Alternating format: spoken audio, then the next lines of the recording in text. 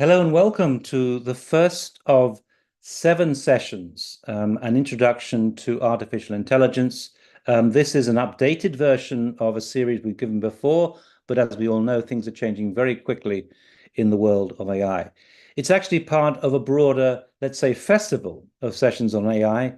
On Saturdays, we will be holding these, for the next 7 Saturdays, we'll be holding these sessions on starting at 10 a.m. ES series we've given before, but as we all know, things are changing very quickly in the world of AI. It's actually part of a broader, let's say, festival of sessions on AI. Sorry? On Saturdays, we will be holding these, for the next 7 Saturdays, we'll be holding these sessions on starting at 10 a.m. Um, can you hear me now? Yeah, we hear you. I was getting some feedback on that. I'm not quite sure what is causing it, but I'm just going to turn it off. So, okay. Let me go back a couple of. So this is part of a series. This is a very introductory session, the first of these sessions. I'm delighted to have a series of distinguished colleagues here. Joshua Vermillion, who's someone of a kind of rock star in the world of AI. A professor at University of Nevada, Las Vegas, in the desert in Nevada. We'll be doing an introductory session to getting started with MidJourney. This will be followed by David Alf, who goes under the name of MidJourney.architect on Instagram, and who's produced some astonishingly ravishing images over the years. And he will be talking about his MidJourney journey, the way that he begins to play around between the different versions of MidJourney. We will then switch the orders slightly. We will have Adeline Chan coming in and talking about Firefly for Archipreneurs. And the final session will be Ila Colombo. So Adeline is currently in Taiwan. Ila Colombo is in Dubai, and she will be doing a session on stable diffusion. So we are really spanning the world here in this particular series. This is the work of Joshua Vermillion, who will be introducing us to get to MidJourney, the very basic steps. The work of, as I say, David Alf, MidJourney.architect. He will be taking this further. This is the work of Adeline Chan, looking at how you use Firefly. And finally, we'll be looking at Ila Colombo, who's part of Dion with Ross Lovegrove. So to begin, so this is the first of a series of 7 sessions over the next 7 weeks, getting progressively more advanced from beginners to intermediate to advanced. We have a special session on XKool, LookX on the 28th of September. And then something we haven't really dealt with before, and certainly in terms of tutorials, text to video. This is, I think, probably the most important new area of development in the world of generative AI, certainly as far as architects concerned. And then a roundtable discussion, a panel discussion involving some of the biggest figures. Ross Lovegrove himself, the kind of godfather of the world of design, Patrick Schumacher from Zaha Hadid Architects, and a whole list of individuals. I think it could be a very important session, looking at the AI design revolution, looking at how AI is completely revolutionizing our approach to design. And then finally, and very importantly, we'll be looking at emerging female voices in AI. And this will include also Smaro, who we're grateful for, is helping to live stream today. And I think in the future, we're going to see really an incredible contribution from these emerging talented figures. The future in many ways is female. So I'm looking forward to that. But let me just get going by introducing the question about a number of questions about AI itself. What is AI? We all use the term AI, but very few people really understand, I think, precisely what it means. I mean, there are many ways in which you can take the term AI. On the one hand, it's a set of tools, and I think that's the way in which many architects and designers think about AI, precisely as a set of tools. Then it's a kind of broad interdisciplinary field. Research in the field of artificial intelligence is one other area. And then there's a kind of a comparison that's always been made about AI in terms of the way that human intelligence works itself, the AI versus the brain. And I think this is, in some senses, the most useful way to begin here. We could, in a shorthand way, maybe describe AI as a kind of digital brain. It's not exactly a digital brain, but at least it gives you a sense of what we're talking about here. AI doesn't fabricate things, nor does the brain, but the brain controls the arms where we fabricate things, and likewise, AI controls many robotic fabrication techniques such as 3D printers, the position of materials, and so on and so on. It's involved at that level. But I like this particular definition that Margaret Bowden gave a few years back now, and perhaps it's a little bit dated. Research in AI seeks to make computers do the sorts of things that minds can do. Research in AI seeks to make computers do the sorts of things that minds can do. And I think this is very helpful, particularly because we're now in an era of neural networks. But I think there are two problems in a way about this. Firstly, we could say that in many ways, AI can do more than the mind can do. ChatGPT, for example, we are told, knows 10,000 times more than any individual on this planet. And there's also a question of whether AI needs to do all the things that the mind can do. Here we see a comparison between the two neural networks we're talking about. On the left-hand side, the neural networks of the brain made up of with neurons and synapses. And on the right-hand side, the artificial neural network, which we simply call neural network of AI, which is also made up of neurons and synapses, perhaps somewhat confusingly because there is a huge difference between them. But let me simply explain that the circles are neurons and these lines between them are synapses. And what we get are several layers. In the case of deep learning, there can be anything up to 5,000 layers, and the information goes feed forward. It's processed from left to right, and it's governed by the weights on the synapses. The weights control the flow of information. So they use the same terminology, but they're not quite the same. Indeed, some individuals, Melanie Mitchell in particular, don't use the term neurons and synapses because it's a bit confusing. They are not quite the same. But the important difference between the neural network of the brain on the left-hand side and the neural network of AI on the right is that AI is not conscious. It's not sentient. It's not self-aware. It might be able to beat us at chess and Go and God knows what else, but it doesn't know that it's playing those games. At least for now, then, AI is not sentient. But then the question comes, does it need to be? And this is already a hot topic now.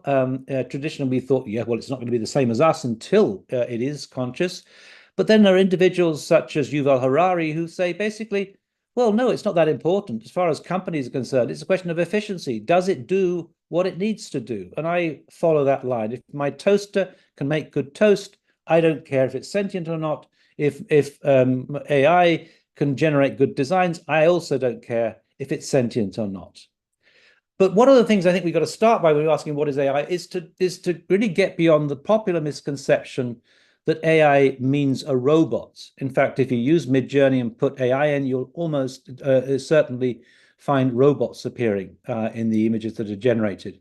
A robot might be controlled by AI, but a robot is no more AI than a Tesla car is AI. And in particular, it doesn't need to be a humanoid robot. This is Sophia, the humanoid robot that is a popular figure, shall we say, around the world. But the people in the world of AI and computer science are apoplectic. They're very critical about Sophia. And I won't go into that now, but if you want to think about AI, don't think humanoid robot, think code, think algorithms, think software. AI is essentially software. It's very sophisticated software, but it is software nonetheless. And in the office of the future, we are unlikely to be surrounded by humanoid robots, but we will most definitely will be completely immersed in AI apps. In fact, we already are. Some people may not be aware of it, but AI is in almost all the apps on your phone. And AI is what is filtering out the spam on your email. It's what's finishing off the sentences on Gmail. It's what's recognizing your friends on Facebook. It's what's translating languages on WeChat. It's what allowing you to order Uber car, and so on and so on and so on. Our cell phones, our mobile phones are completely populated by AI apps. And yet, because they are essentially software, they're effectively invisible. There's nothing to see as such. And this led me to this comment that I made in my book, Architecture in the Age of AI, An Introduction to AI for Architects, which was the first book to come out on AI and architecture, in mainstream book in the English language. I make this comment: it is as though the Earth has been invaded by an invisible, super intelligent alien species. And I particularly like the term alien, say alien, because I often use the term alien intelligence to talk about AI, because it is so fundamentally different to human intelligence. It's a completely different form of intelligence. It is a mechanical form of intelligence, but nonetheless, it is getting incredibly impressive. So a brief history of AI, and it is very brief. If anyone tells you that it all goes back to the ancient Greeks, that's not true. AI could not have happened without computation, and we must have to go back as far as the beginning of computation. But in fact, the way in which it's developed has really been quite extraordinary in the last few years, and I would claim it's really only this century that things are bound to happen. But the first person to have conceptualized about the possibility of AI is Alan Turing, who published this paper in 1950, Computing Machinery and Intelligence, where he speculated on how computers could become intelligent. Tragically, Alan Turing himself, he committed suicide in 1954. He never lived to the moment when the term artificial intelligence was first coined. In fact, it was first coined in 1956 in advance of a workshop that was going to take place at Dartmouth College in the States in 1956. It was coined in 1955 for this event in 1956. And this event basically brought together some of the great figures, young minds at the time. On the right here of this picture, we see Claude Shannon, one of the great figures of information theory. Here we see Marvin Minsky, who went on to go and work at the MIT Media Lab, and I think this might be John McCarthy here here. But in any case, when we look at the next picture down here, which is a picture taken at the 50th anniversary of the event in Dartmouth College in 2006, we can see that John McCarthy is here and Marvin Minsky is here. So John McCarthy coined the term. He wasn't very happy with the term. But he said, we have to call it something. And it is a bit problematic as a term. I would say, firstly, it's not artificial, it's perhaps synthetic. And secondly, as soon as you use the term intelligence, there is a tendency to anthropomorphize it and see it in terms of human intelligence. That's why I tend to use the term alien intelligence, to really get the sense that it's something fundamentally different to what human intelligence or natural intelligence is. Now, in the first 50 years, really, surprisingly, nothing much happened. There had been great expectations, a lot of hype about it. In fact, at the first meeting, they hoped to be able to solve the basic problems of AI in the first few years, but sadly, that didn't prove to be the case. In fact, in 2006, when they had the reunion, they all admitted that really AI had achieved very little in the first 50 years, and it was unlikely to achieve much either. It had been, for example, hoped that AI would be very useful to translate Russian, to understand what the Soviets were saying, because this, of course, the AI was set up during the Cold War, and one of the primary purposes or interests was to be able to monitor and translate languages. Now, AI is quite good at that now, but it wasn't so good in those days. There was a famous case when they tried to translate the term out of sight is out of mind, and they discovered that that it came out as an invisible lunatic. So there were a lot of jokes about AI at the time. It failed to deliver. But by a strange coincidence, 2006, the time of this meeting, was roughly the time when things started to change. And they started to change largely because of the development of deep learning and of the success of neural networks. In the first 50 years, neural networks, also known as connectionism, had been out of favor because they it wasn't working. And the dominant approach was symbolic AI based on logic, and that was the way they were pursuing things. But it's largely down to this particular figure, Geoffrey Hinton, who is a British Canadian AI expert who in fact studied architecture at the University of Cambridge for 2 days before deciding to do something else. Eventually, he did natural sciences and eventually went to the University of Edinburgh. And his primary interest was on how the mind worked. He was obsessed with this, and he developed a neural network to model how the mind worked, and it proved to be very successful. And he gradually moved into the territory of AI and became a very famous figure. Although, to begin with, he had to hide the fact he was dealing with neural networks because they were out of favor. However, roughly around with the development of GPUs, in particular, graphic processing units that would initially develop for the gaming world and eventually adopted in the world of AI, all of a sudden things began to change. Computers became much more powerful and much faster, and there are other factors as well. But this led to what we now know as the deep learning revolution, and when neural networks kicked in, and this became the dominant approach. Now, so this is known as deep learning. Neural networks, connectionism is known as deep learning, which is part of the broader category of machine learning, which itself is part of the broader category of artificial intelligence. But we still use the term artificial intelligence, but the term as it's used now is unbelievably different to how it was understood in the beginning.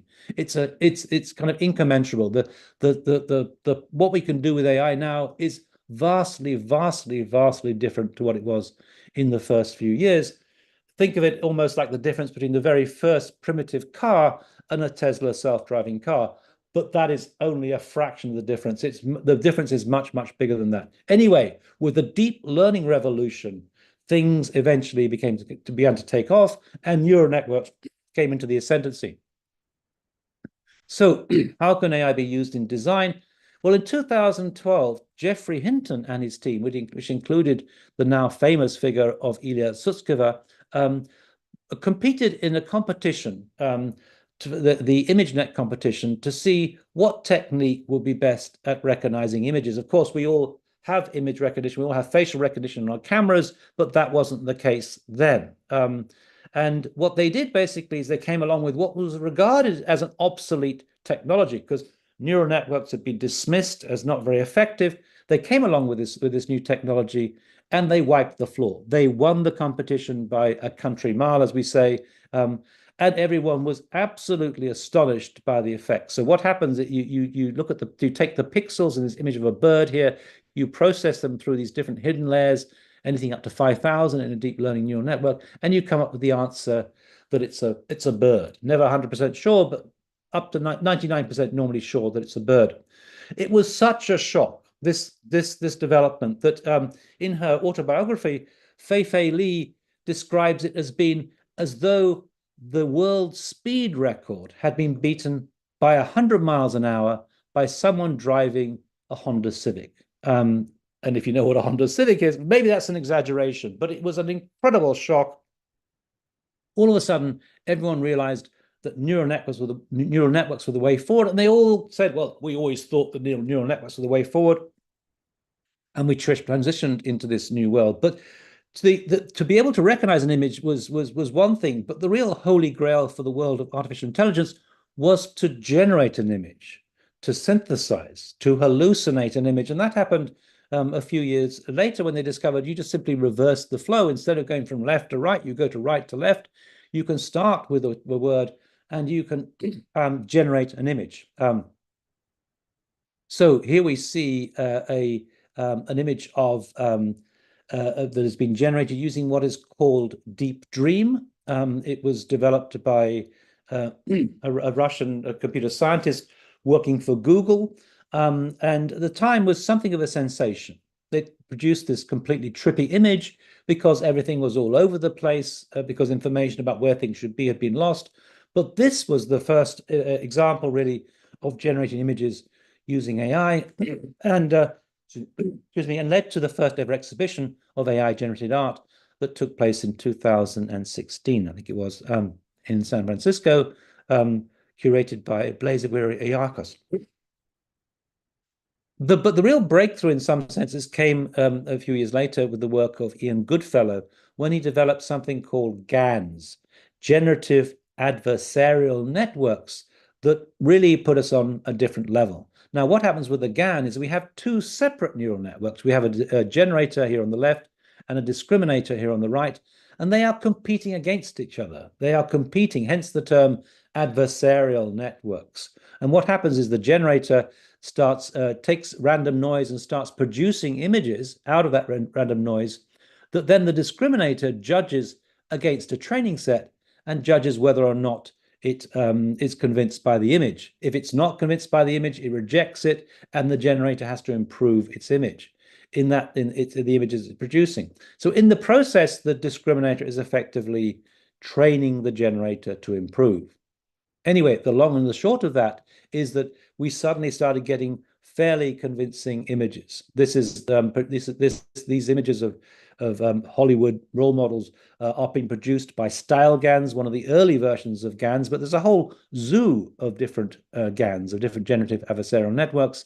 These are images of I assume, that this is a neural network trained on images of Hollywood figures, and you basically have to train it, and there's a lot of work that goes into it, on thousands of images, and it takes a long time, and you have to be very computationally advanced to do it, but it starts to produce something quite remarkable. Meanwhile, in architecture, we were way behind, and it wasn't until 2019 that we began to wake up. In fact, in 2019, I teamed up with Zaha Hadid Architects, Refik Anadol, and Google to propose to curate the British Pavilion at the Venice Biennale. This was a dream team, but such was the status of AI, nobody paid any attention, we weren't even shortlisted, and we failed to get the commission. What we'd hoped to do was basically to generate images of buildings like those images of people. They're fake images of people, but nonetheless, they're images of people. They're people who don't exist.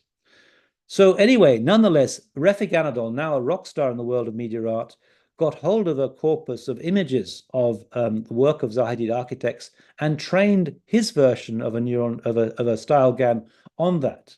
And eventually, after a lot of hard work, depending upon a certain computational expertise, you can begin to generate an image. And in fact, I believe that the first ever architectural design, shall we say, generated by GAN was this one, generated by Refik Anadol, and that was the image that I used on the front cover of my book, the first mainstream book on AI and architecture in the English-speaking world. That came out on the 16th of December 2021, was followed by a slew of other books. In fact, a lot of research was going on at the time. This is the work of Kopp Himmelblau, which is not based on style GANs, but on cycle GANs, where you're effectively breeding one set of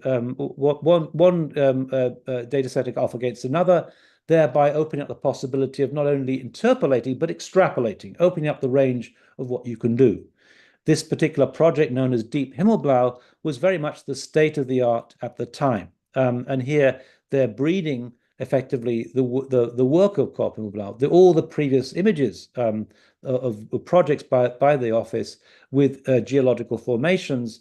And this was really quite astonishing for us at the moment. That was really the state of the art. And there were glitchy images. They weren't high resolution. It was hard to produce. It took a long time. You had to be a computational expert, and so on and so on. But nonetheless, we started to produce images. In fact, this was the project that we put on the front cover of the AD that came out in 2022, Machine Hallucinations, Artificial Intelligence, and Architecture and Artificial Intelligence.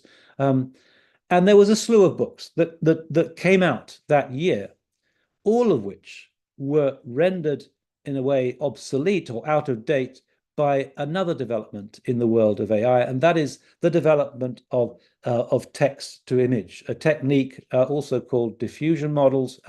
It works in a very different way to how a GAN works. It's based on two diffusion processes, one that disrupts the image and then one that reverses and repairs the image, thereby generating new images. And it doesn't require you to be a computational expert. It doesn't require you to train a neural network because you're working with massive pre-trained models, generic models. And it's much more straightforward because all you do is you write a prompt, which is called prompt engineering. And from that prompt, an image is generated. DALL-E 2 was the first glimpse of this that we found, even though it wasn't the first to become available. Nonetheless, you can see its potential. You write a prompt, an astronaut on a horse, and what you get is something extraordinary because presumably there's never been an astronaut riding a horse like this, but it's able to interpret what it would have been by synthesizing all this material that it's been trained on and coming up with the possibility of what it could be. So this is what's called diffusion models, and it was MidJourney in particular in July of that year that was released that really opened up this whole new forum of expertise. In fact, in April of that year, sorry, May of that year, I gave a talk at the Architectural Association. We all knew about DALL-E 2, but the question was, when would architects wake up to this? And in the audience was Patrick Schumacher, and he said, we already have. And he was talking about how he'd been collaborating with Refik Anadol, the office, Zaha Hadid Architects had been collaborating with Refik Anadol, ZHA, and they had started producing these kind of images. And when you compare that to that first image generated by GANs, you can see the improvement. Much, much better resolution. It almost looks like it's 3D. It's not 3D, but nonetheless, it's a game changer. So diffusion models were really, that's the point at which offices such as ZHA began to take AI very seriously. And all of a sudden, the whole world of text to images began to open up. I'm just flicking through here a series of images that I did on MidJourney. I know many of you have been collaborating on this. And really, over the years, as the versions improved, so we eventually get to MidJourney version 6, so too the quality of what you can produce gets remarkably better. And of course, there are many other platforms aside from just DALL-E and MidJourney now. What I want to stress here is, though, that these are just two-dimensional images, and they're kind of good for maybe generating ideas. They're good for ideating, as Patrick Schumacher puts it, for brainstorming possibilities. But this is really not, I think, what eventually the impact that AI will have. It doesn't represent the main impact that AI will have on the world of architecture. Nonetheless, there is something pretty remarkable about what you can do with these images. And as they get more and more sophisticated, so we're beginning to discover that the world of computation is going to have this world of text to image is going to have a major impact on how we operate. And it was eventually, of course, there are so many others, including stable diffusion, we will talk about. And of course, it can be used, obviously, not just for architecture. Architects themselves can use it to generate cars. Without being a specialist car designer, you can generate things that are quite convincing in many ways. And suddenly, a whole area of way of operating in a very different mode has opened up for architects. And what is important about this, to my mind, is that what we need to recognize is that this tool, MidJourney, has effectively learned how to design. This is important. It has learned how to design, just as ChatGPT has learned how to translate languages and learned how to code without being trained. Take this image, for example. Here we see some kind of contemporary villa in the Austrian Alps. Now, those of you who've worked with MidJourney know that you write code, you write a prompt, maybe an extensive prompt that's up to, in my case, up to about 70 words long. I refer to the quality of the lighting, the rendering conditions, the hyper-realistic detail, and so on and so on. But I don't actually specify anything about the architecture or indeed the landscape, apart from saying ultra-contemporary minimalist villa in the Austrian Alps. I don't talk about the mountains in the background. I don't talk about the boulder in the foreground, the grass here. I don't describe any of this. I don't even describe what the form is like.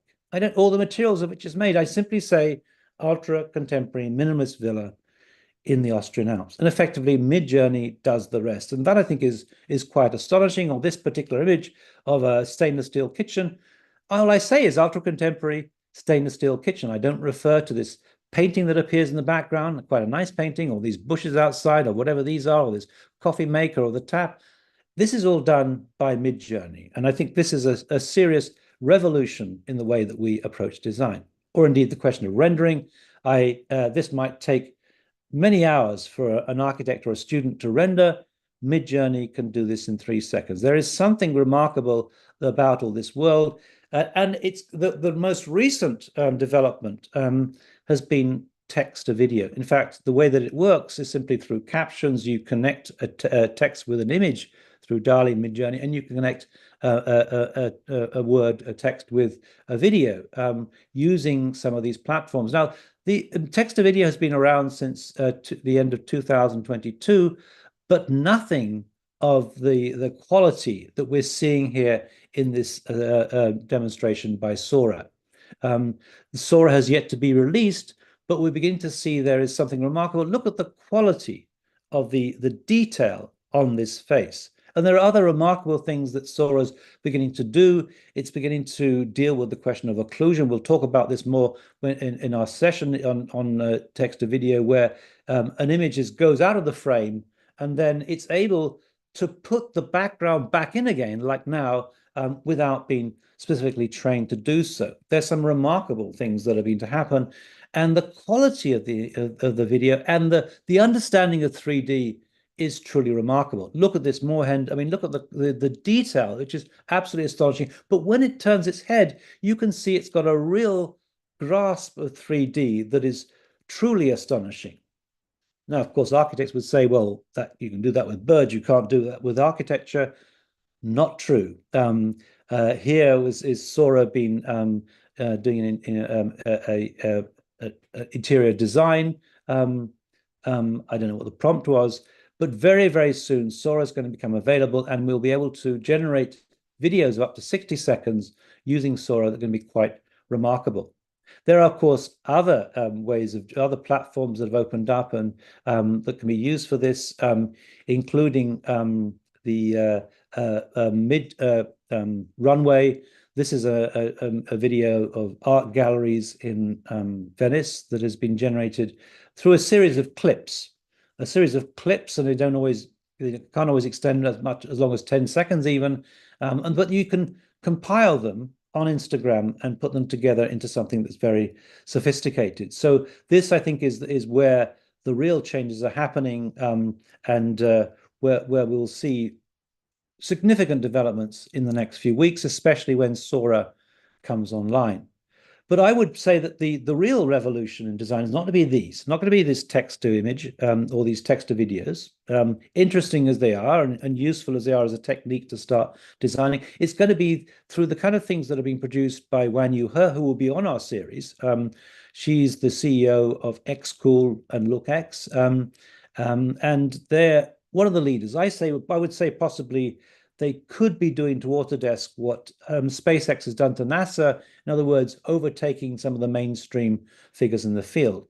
And it's not these kind of images, these 2D images that are really going to make the difference. What's going to happen is that we're going to have a single platform going from data to fabrication, in which these three important processes will be part of it. The idea of basing everything on data, of using automation and optimizing the project itself. And maybe I can just quickly give you a glimpse, I think, of what the future is going to be like. This is a competition project by XKool that won a competition in China against an international field of architects, 200 or so architects, and they're using generative AI to generate the design itself. A very different approach. So here on the right-hand side, we can see a rectilinear block that has been eroded by a process of topological optimization. It is effectively breaking down these forms eventually into more organic forms based on wind comfort. So it's using a kind of optimization technique, an automated optimization technique to produce a design. This was only a few weeks ago, the completion was constructed. And I think even whatever you think of the architecture, this is very significant because it is the first, to my mind, the first AI generated design or generative AI design that has been constructed. I'm going to stop my presentation now, and we'll go over to Joshua Vermillion, who will be introducing or taking us through how to move forward using MidJourney. Joshua, it's great to see you. Thank you so much for joining us. Joshua, I'd say, has become quite a rock star in the world of AI. He is, I would call him even maybe an influencer in that world. He's got a lot of followers, over 100,000 followers on Instagram. Joshua, over to you, and thank you for joining us this early hour of the morning. Thanks, Neil, and thanks for that great overview. Welcome, everybody. I'm going to go over the nuts and bolts of MidJourney. And let me just do one thing. Can you guys see my screen? Okay. All right. So MidJourney is one of those large language models. And you have several options here. I'll show you the web interface at the end, but for several years, we've been using it through the Discord app. But basically, you're texting with the MidJourney bot. You feed it a description, what we call a prompt, and it texts you back images. And this is what a prompt looks like right here. So we start with the now famous /imagine. I remember seeing that over 2 years ago and thinking, wow, this is pretty interesting. Let's try to imagine some things. So this is what a basic prompt looks like in MidJourney. You have the command /imagine on the left-hand side. Then overall, you have 3 main parts. Let's talk about the middle one first, right? Basically, you're just writing a text description, a text prompt, right? What Neil referred to as text prompt engineering. But you write a description, and here are some examples, right? So this first one is a mid-rise apartment building made from a dense matrix of timber in an urban city with people walking and lots of plants, comma, and then dramatic sky and light rays. And you can see the result. It spits back a grid of a two by two grid of images back at you. Most of the ingredients are there, right? So you can see that we have this sort of wood timber apartment building. It's sort of pushing and pulling. It's based on a grid or matrix. There's people, plants. It's in an urban setting, etc. Right, here's another one. An immersive pop-up fashion store made from inflated, translucent, polychromatic, tubular latex membranes in the shape of an elaborate knot. All right, so again, you can see that there's a lot of descriptive words here, and I think that's one of the key things when you're trying to use these large language models is, you have to do it through words, and so you have to write descriptively. I think that's a really a great thing to to be forced to do. And it's not always easy for creatives to do that, but I think it's a useful exercise. So you can see, again, most of those ingredients are there. It's inflated. The effects are, I think about my traditional digital workflows to model this and then to render it with all of these sort of qualities, translucent qualities, the wrinkles and all that other stuff. It'd be take a long time. Here it did it in a matter of seconds, right? So let's do one more before we move on. This one's an immersive spatial installation made from blue glowing acrylic petals hanging from the ceiling of a tall gallery with volumetric lighting. Now you can see, again, I'm using maybe words like petals, and I'm intending them to use them in an abstract way. But what I'm getting is literally a reading of flower petals, right? So MidJourney is looking back through its training data and understands the word petal and equates it with the petals of a flower. So let's talk about the next part of a prompt so you can maybe get some control or maybe further control over some of the outputs of MidJourney. What we can do is we can actually give it an image prompt. And how we do that is we upload an image, and then we can place the URL of that image at the beginning of the prompt. So we have the command /imagine, then the URL of any images we want to use as an image prompt. And then after that, we can have the text prompt. So here we go, right? So here's an example of a installation work that I was part of in a former life. And, these were the kind of petals I was thinking of. And, they are acrylic and they are glowing and blue and things like that. So here's where I can give it this image as an example. And then I can also then reuse that text prompt to begin to curate with a little more control the outputs that I get out, right? So you can see that now suddenly it's starting to pick up a better sense of the shapes I was alluding to, and then also the quality of glowing white glows and blue glows across them, right? And this is what it looks like. Again, just as I said, you have the command imagine. I give it the URL of that image, and then also, again, the text prompt. So let me just move forward one more time. Okay, and so at the very end of the prompt, then we have a set of parameters or settings that we can begin to tweak. You'll see that there's two here, and we'll talk about those. But we have a --AR 9 to 16. That's AR stands for aspect ratio. So we can change the aspect ratio of the outputs. It gives us a little more control again over the images that MidJourney sends back to us. By default, I think it does a 1-to-1 ratio, so square. And so this is actually asking for 9 parts wide to 16 parts tall. Image ratio, aspect ratio, sort of a la sort of Instagram story format on an iPhone or something like that. And then we also have another common one here, --no. And that's what we call negative prompting. We can actually add that parameter --no and then list things that we don't want to see in the image. So just as we write the text prompt and tell the MidJourney what we want to see in the image, we can also try to exclude things from the image using that no parameter. Okay.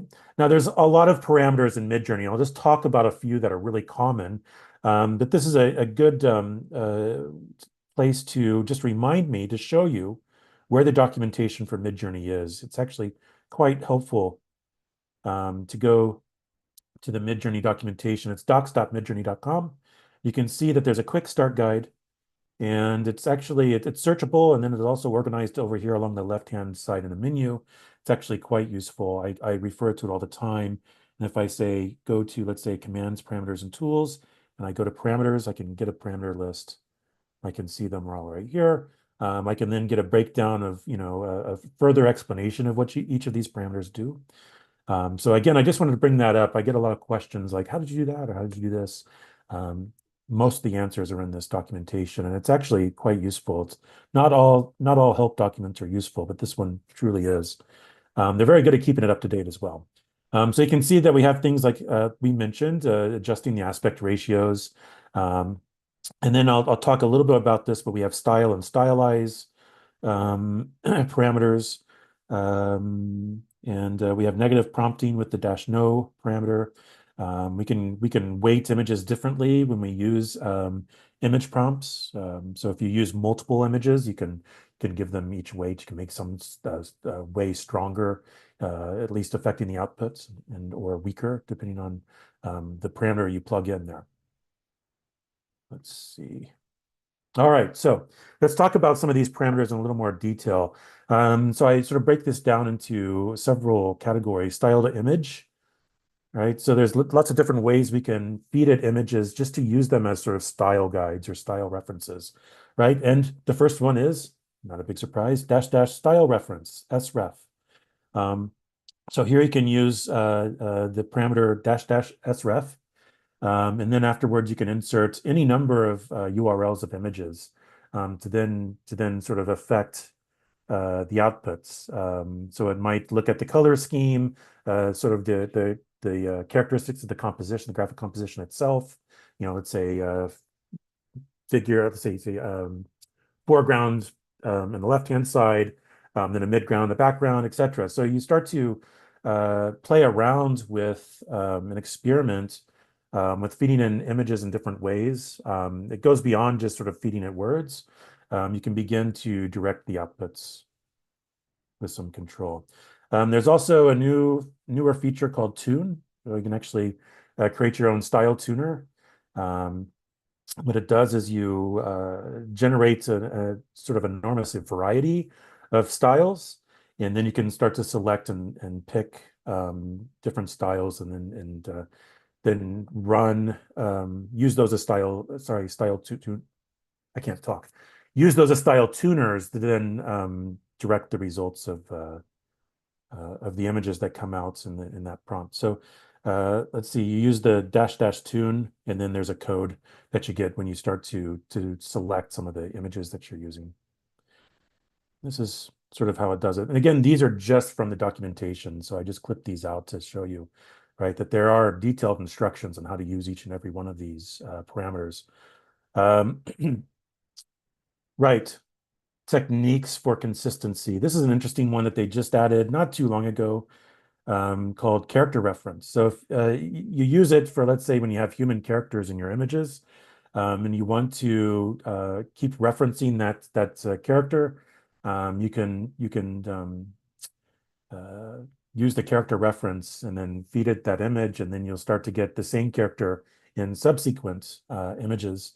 You can use the same thing for non-human characters, and you can even sometimes fool it into, if the main subject or object in the image is a piece of architecture or something that stands out, you can even sometimes get it to pop up again in subsequent images using the cref parameter, right? And then a few more parameters and models. There's something called stylize. So it's kind of interesting. I think by default, stylize is set to 100. So if I said something like a child's drawing of a cat, and you see the image over here on the top right, if I set the stylize down to 0, right, I get something that's really sort of crude. And if I set it up higher, all the way up to 750 or even 1000, then I get something that's much more sophisticated and polished. Right, so you can begin to experiment with how much creativity, or how they call it the sort of less artistic, or how much stylization MidJourney adds or takes away from the outputs. And then there's another one called style, and you can actually switch the style over to raw. The effects of style raw is that it sort of takes away the beautification, or I guess the sort of MidJourney mojo, you might say, right? The sort of the thing that MidJourney does to sort of add an aesthetic that sort of kind of appears to be specific to MidJourney. So you can turn that off and then get something that adheres much more to the prompt and doesn't try to sort of beautify it.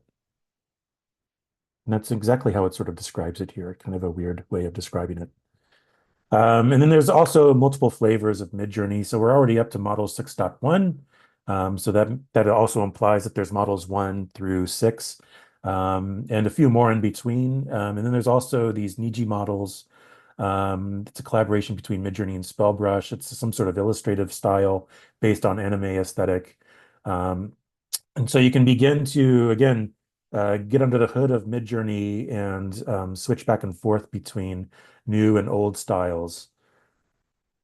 Right, so a few more things to talk about here. We've been talking about the command imagine, where we just feed it text and images and parameters, and it spits images out back at us. We can also use other commands. This one is /blend.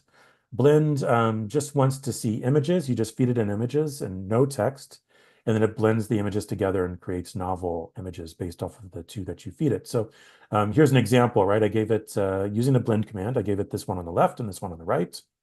And you can see that it's trying to negotiate between those two and sort of mash them together and blend them together in different ways. So you start to see characteristics from both sort of appear in a blended way in the results. Here's an example from just a quick 3D printed model and then an urban cityscape. And again, it starts to blend these things together. So it starts to put that sort of whatever the architectural language of that model was, starts to ad lib and then put it into an urban context with the long exposure photography, blurs for streets and cars and things passing by. Here's another example. Again, you can mix and match, and this is a great way to begin to integrate AI or certainly MidJourney into other workflows that you already have, right? This is a graphite drawing, and then just a quick rendering. And when you blend them together, then you start to get all kinds of interesting novel images that I probably wouldn't have even thought of. I mean, it's kind of an interesting thing that it's doing here with positive and negative space and the sort of contrast of black and white and the textures and everything else, and then adding human figures for scale. Another command I think is really useful is to basically do the reverse.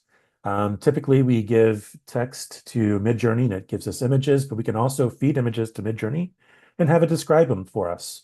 So I think that's kind of helpful. You can sort of complete a feedback loop in trying to understand, well, how does the diffusion model see an image? And then you can begin to utilize some of that language if you gain some insights on how to describe, let's say, a color scheme or form, geometry, etc. So here's an example where I gave it this image, and then it gives me 4 different descriptions: a glass room surrounded by many colored sculptures, translucent resin waves. And so you can start to see that there's all kinds of beautiful new words and vocabulary that you can begin to then use and reutilize in your own prompts. So when you're stuck, sometimes that can be very helpful. Let's see. All right. And so MidJourney gives us 4 images each, and we can then see that there's options underneath the outputs. There's U's and there's V's. U stands for upscaling. We can actually make each image bigger with more detail. And then we can also create variations off of each image. So let's just talk about each of those first. Let's say we have this image and we want to create variations. There's different ways of creating variations off the image. There's very, very strong, and then there's very subtle, and then there's very regions. Let's talk about each of those. But first, let's just really quickly, I just mention that the prompt each time, again, expressive words. Don't be afraid to be verbose here, because that's really the only way you have to communicate to MidJourney. This one was an undulating topographic flooded beach interior with an organically shaped, ornate, vaulted forms made entirely from undulating, parametric woven, glowing fiber optic cables with recursive fractal patterns and extreme ornament, light rays in the style of Zaha Hadid, and then a few more parameters. Right. So if I create strong variations of the image on the left, then you see I get results that look like the right, where I have something that has a similar aesthetic in the sort of patterns and textures, but compositionally I get different scenes, right? If I create very subtle, I get the same composition, but then the details are actually what sort of differ each time. So you can still see that I have some sort of column that melts from the ceiling down to the floor along the right-hand side in the foreground. I still have a number of things in the midground and background. Those things stay fairly consistent in the overall sort of composition of the image. But then the details start to differ each time, right? So you have different ways of sort of creating variations off the image. If you use vary by region, we oftentimes call this in-painting. Then what it does is it pops up a box and you can begin to select the portions of the image that you actually want to regenerate. And the rest stayed exactly the same. So here I can regen just that region, and each time you can see that it's just changing the roofscape up here where I had that region selected in the vary region box. Everything else remains exactly the same. Right. You can see that there's also other options here. Once you start to generate or upscale images, you can create variations of them, but you can also have other ways of going further with these images. There's tools for zooming. So this is zoom out 2 times, and I'll just sort of demonstrate this with an image. So what I did is I just kept zooming and zooming and zooming. And I took all the image results and brought them into Adobe After Effects and string them together into a sort of reverse powers of 10 video here, right? So you can see eventually we'll get into the original image.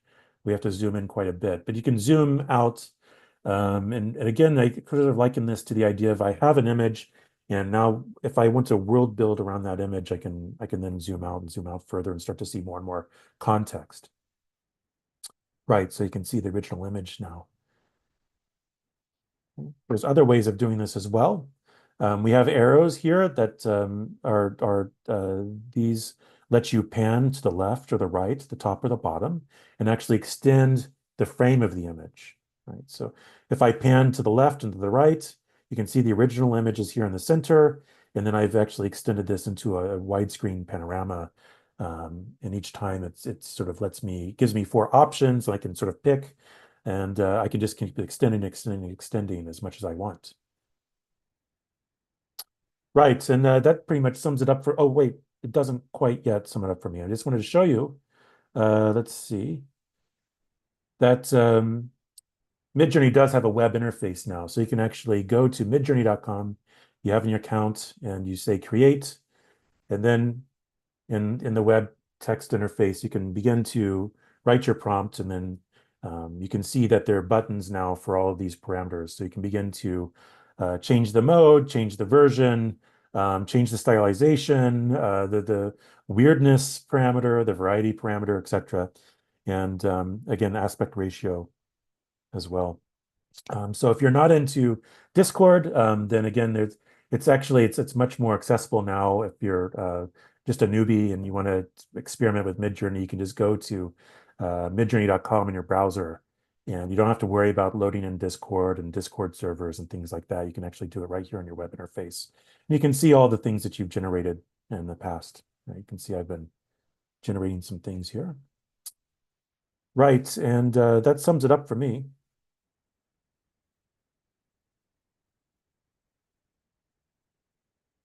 Thank you, Josh. That's fabulous. Let's move on to David. David Alf, who goes under the username of midjourney.architect. David, great to have you here this morning. Hey there. All right, 1 second. Still early over here on the West Coast. Share screen.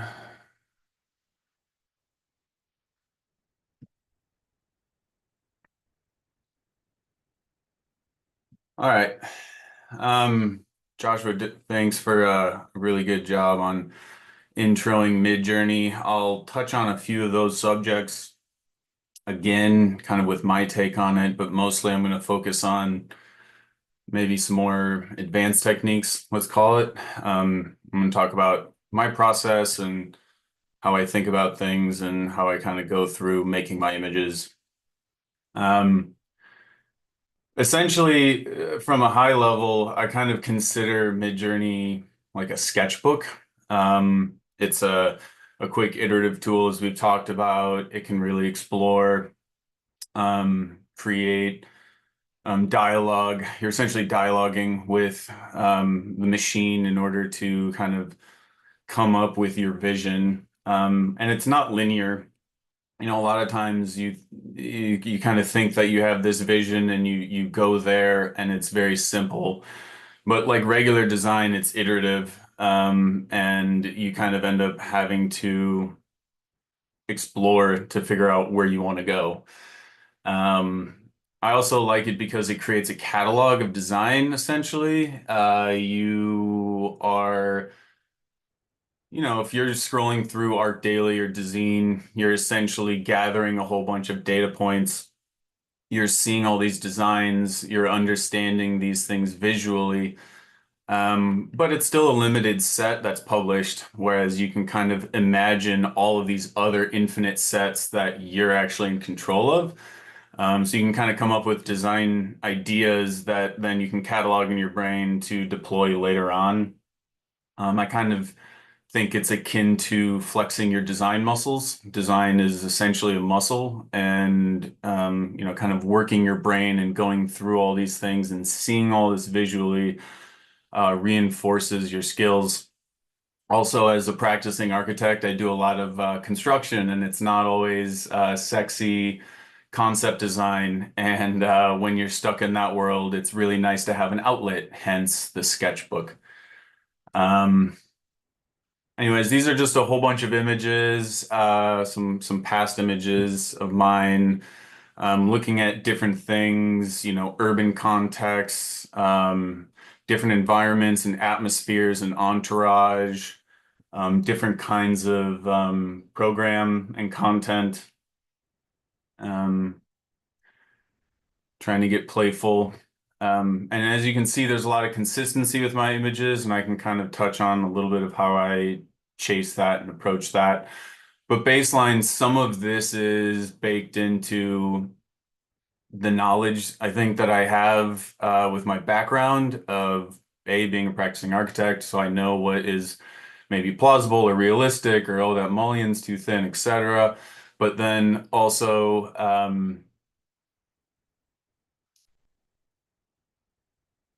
oh, brain fart.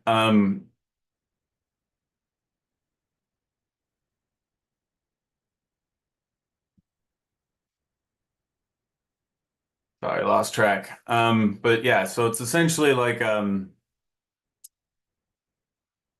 I totally derailed my presentation here. My bad. I'll move on. So you can also focus on like certain design elements. You can kind of really focus on, for instance, like a door. So I'll often take a certain vignette or concept and really chase that out as well. So you can kind of go for large scale, small scale, detail, entourage, etc., and kind of go into all these different things. I think one of the most difficult things I was trying to do for this was come up with a visual for how I see my process working. The process is, again, not very linear. It's iterative, it's cyclical, it's meandering, it's exploratory. So this diagram tries to illustrate that. On the left-hand side, you have your one little concept start, and then orange is essentially an exterior overall view thread.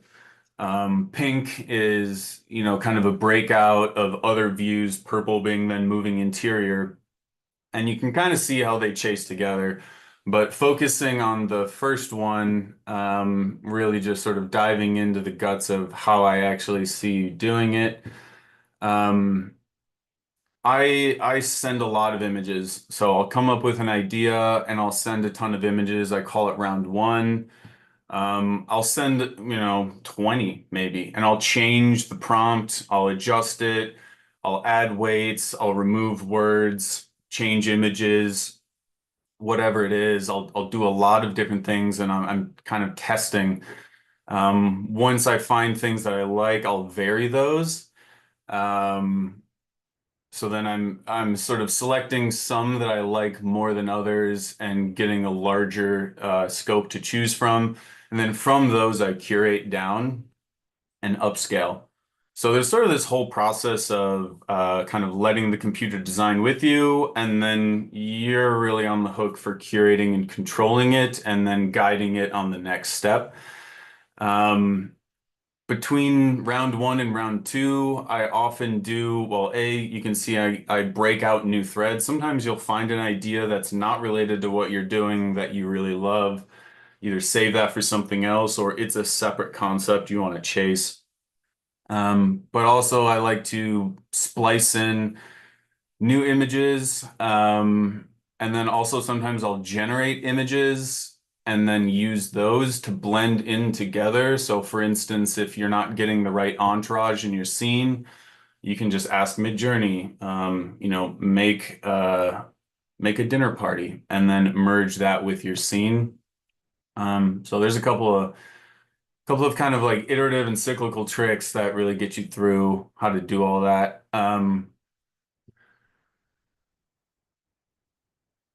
Just to high level talk about what's on the right side here, I won't go into everything. In the beginning, you're really iterating, you're exploring.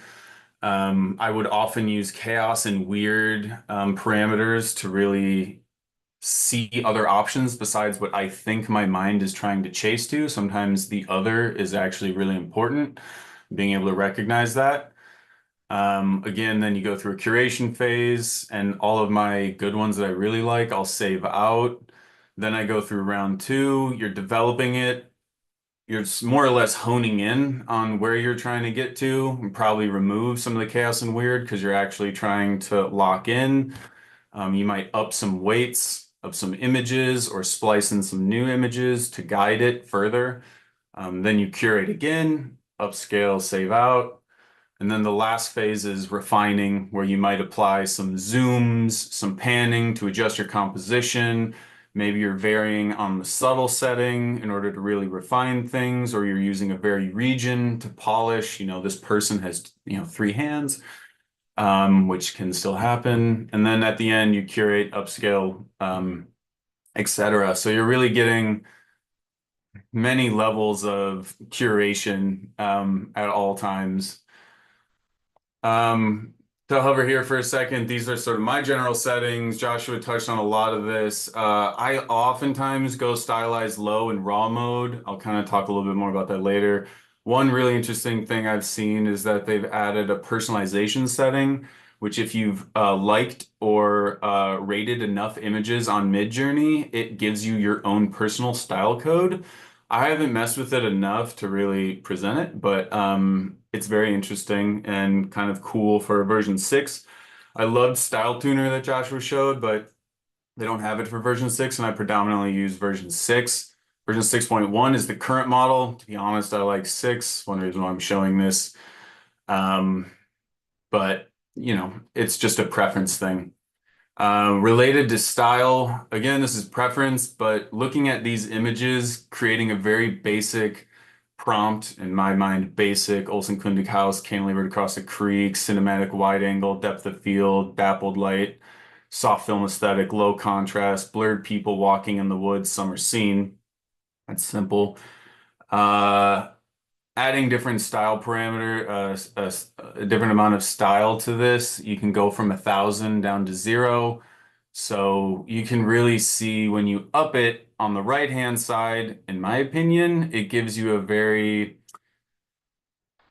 computer feel. You really don't see a lot of nuance and difference, some interesting vignettes with depth of field, etc. It kind of takes you out of it. So often I like to let my words do the talking and not let the computer do all of that. In style, I like to do it with other things, as I mentioned.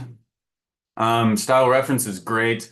It really helps you get consistency and control things. You can change your view angle, your tonality and contrast, all of those kind of effects. So here's a good example of that, and then how that weights across.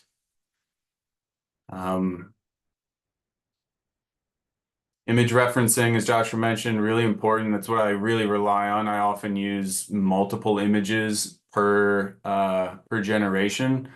It's almost a crutch of mine. I do use plenty of words, but it's almost always got images as well. Image weighting, very important. And as you can see, getting to this image on the right, used a higher image weight to then kind of really blend in this image that I was adding to what was my original generation, this one on the left having no image associated. Really quickly on image references, it just has a large impact. Sometimes, I'll use an image, maybe a photo of a site that I took to try to start ideating what kind of designs could sit on the site. So here's an example of a Telluride mountainscape and some houses that can populate that. You notice how you can get a lot of these different elements that I'm calling out, even though the images reference is there and could override it. It's pretty good at that. Here's an example of some very region to massage the top of the house and add the bear in the foreground in the bottom right. And you can see using the same words but changing the image, it starts to mix them, which is very interesting. So sometimes I'm asking it to do the same image. The words are correlating to the image, and a lot of times they're not. Gives you some interesting results. So you get some more surrealist landscapes here, blending it with the desert, snow. And then as Joshua showed, you can sketch as well. A lot of times you'll end up with a bit more of a sketchy result on the images. And so sometimes what I like to do is image weight that down to 0.5, which then lets the actual word prompt come through a little bit more and have a little bit less of that sketchy style.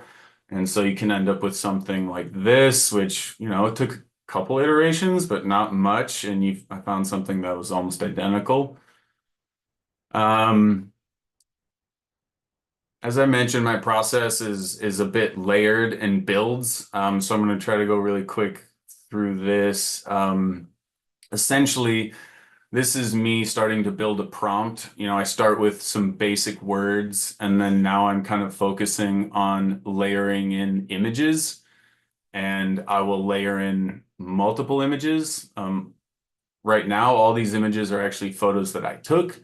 Often, you know, you can take some from online and do whatever, but like I said, doodle your own photos, whatever, mix and match, have fun with it is really the answer. I kind of call it, feels a little bit like alchemy in a sense, where you have all these different ingredients that kind of blend together over time and give you, you know, a little bit of this and a little bit of that equals your output. You know, maybe it's missing a little salt, for instance. Sometimes what I'll do is render a side scene in MidJourney. So I'll just use MidJourney and do a really simple prompt and make it, again, focused on entourage or a certain scene or a city. Maybe I'm missing cars. And then what you can do is you can take those. So if I took one of the red carpet scenes and blended that in. It doesn't show up tremendously, but I do have 3 other images and a bunch of words, so it's not going to shine through unless I give it a huge image weight. But continuing on, just showing you some more. And of course, I'm not trying to just build to one final thing. As I'm doing all of these, I select images along the whole route and kind of cherry pick my favorites, and then I start, you know, working within that. I'll just zoom through some of these really quick. Try to get towards the end because I know I don't have that much time left. Anyway, starting to get really nice. You're getting some interesting shots. Some of them are slightly elevated. You have a few different perspective angles. But really nice detail, reality, scenes, seeing some, you know, rain slickness on some of these, motion blurs in the cars, etc. On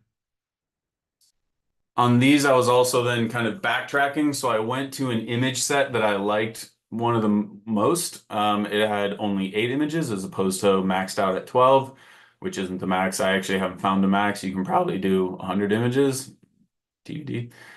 But I added a style reference as well. And that's the red carpet image in this instance.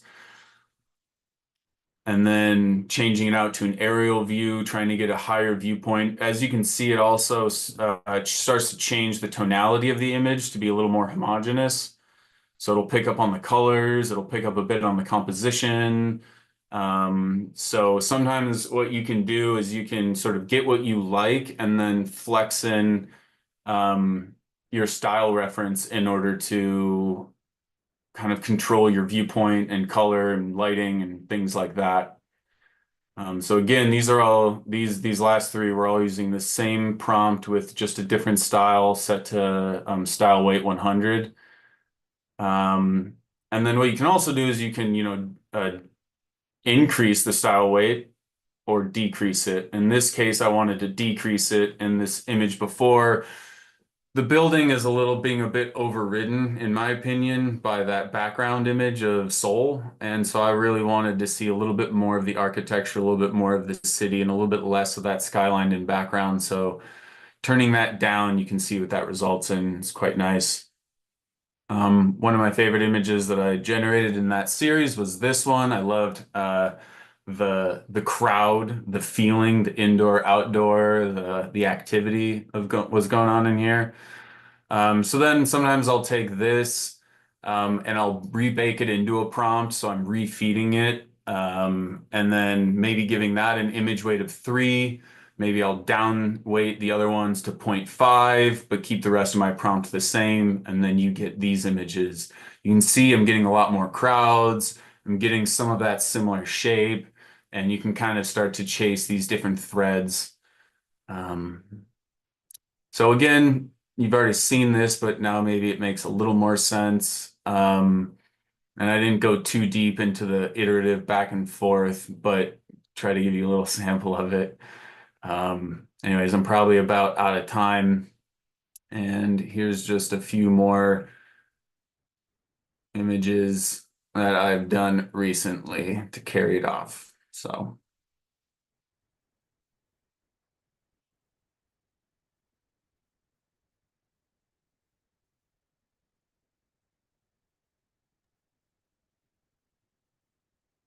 How are we doing on time, Neil? Do you want me to blabber some more? Carry on for a couple of minutes more. Yeah, this is great stuff. Thank you. Okay.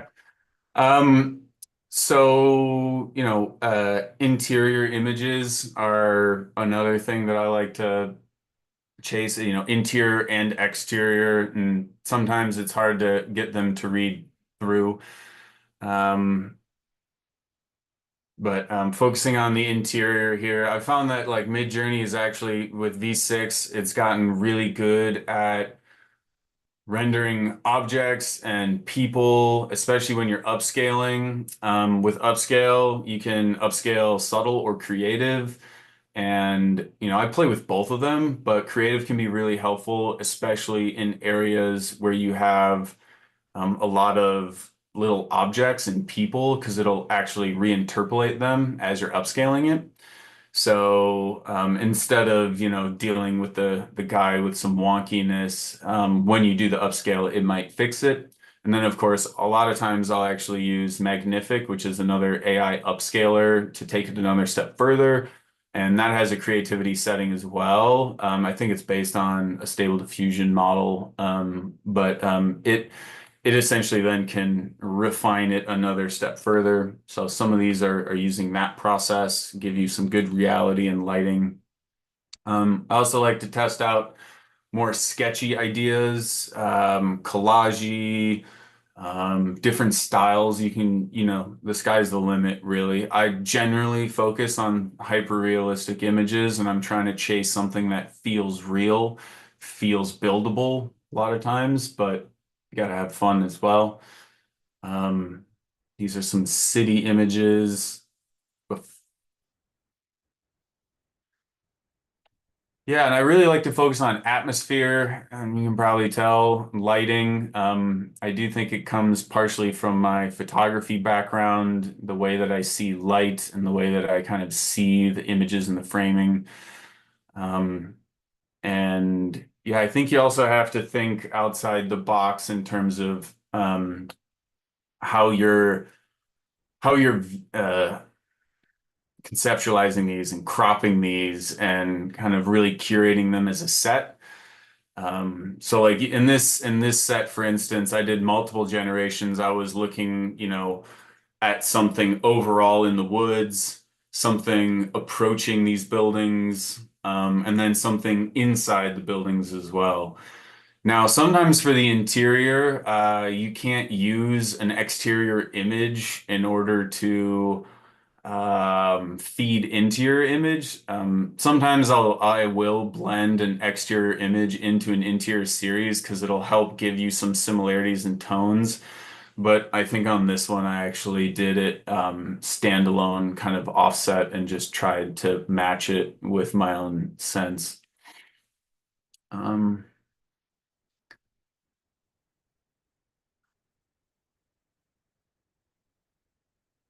then let's see if this plays, but I've been messing around a little bit as well with some of the video translation tools. Luma has been great. I a new player in the game. Runway was the older one. Sora has yet to come out, still waiting. Looks awesome. A lot of talk though.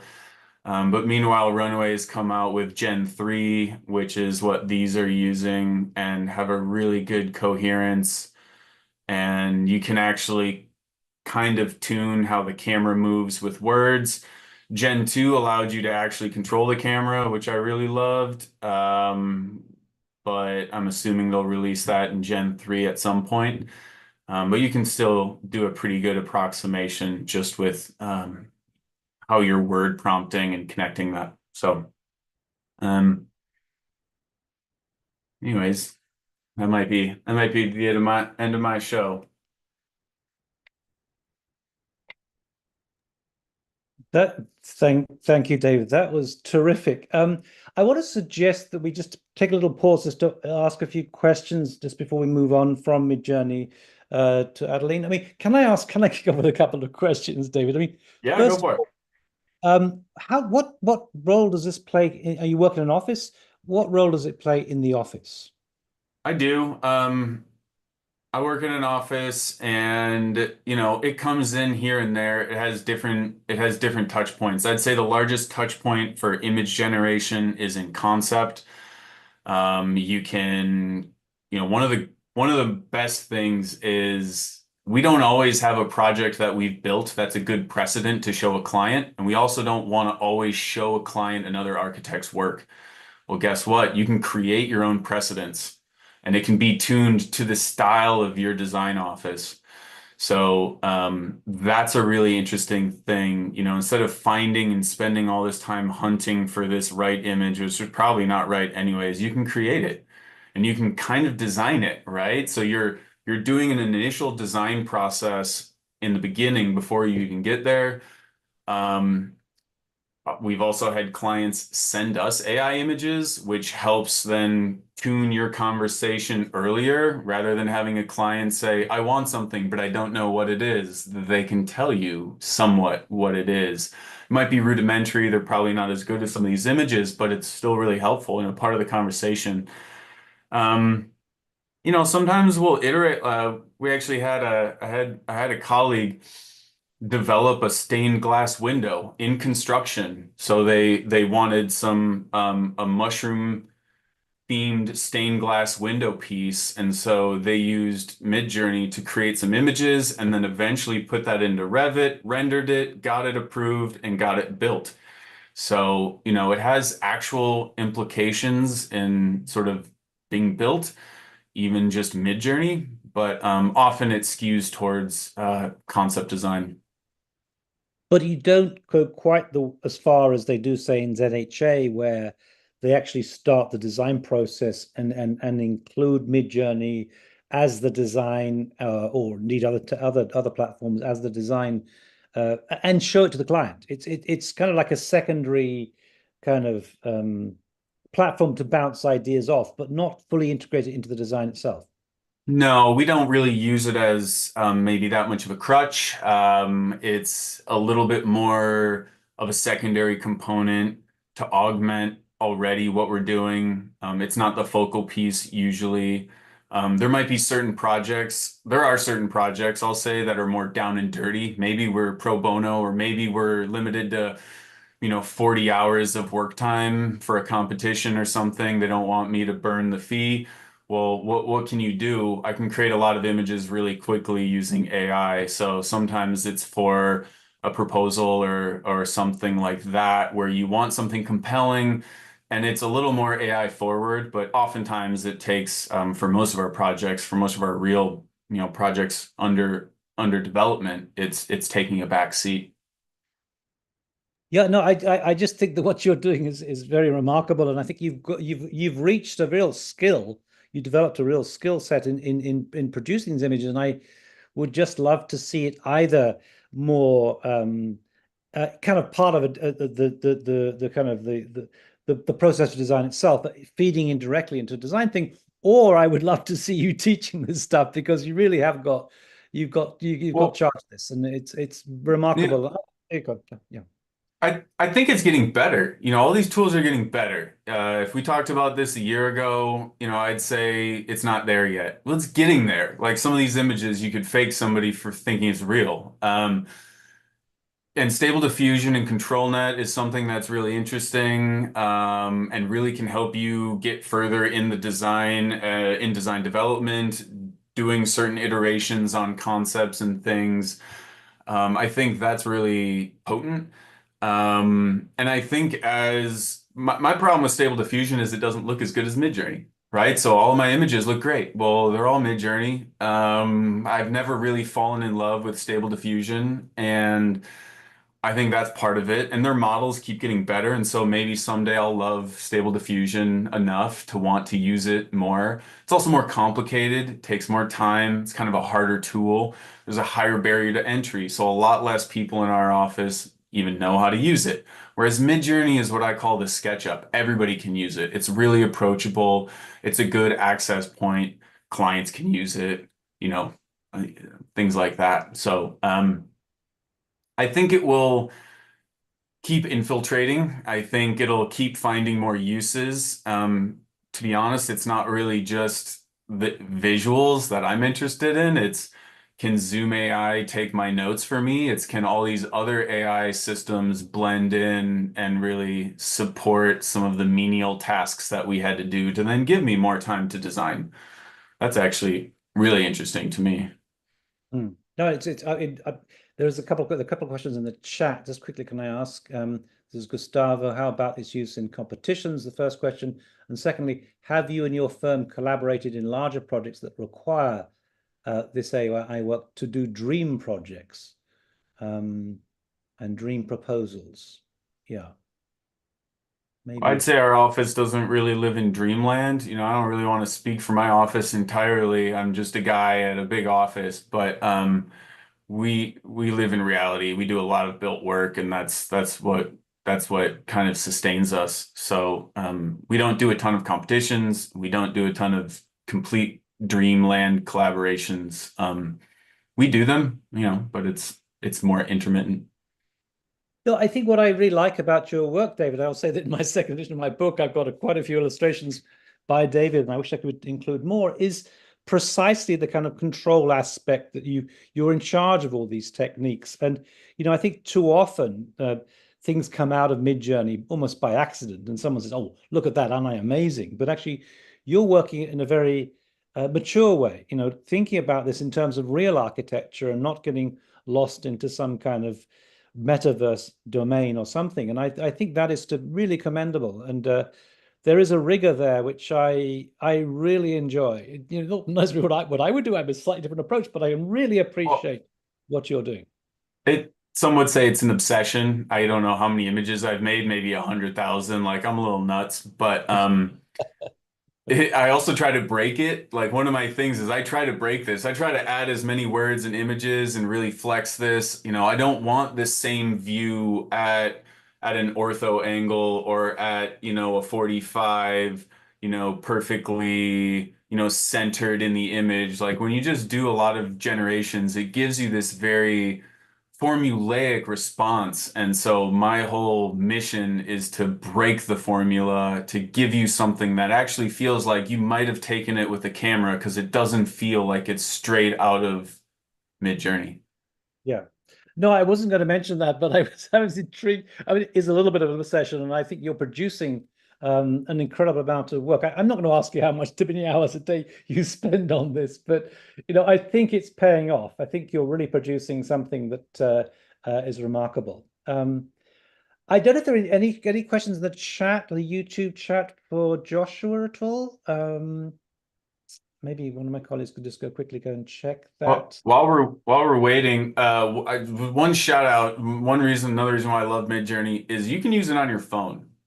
Yeah. I think it's underrated. You know, Stable Diffusion, you need hardware, you need a computer, you need a good graphics card. It's nothing to sneeze at. Whereas MidJourney it can run on your phone on Discord.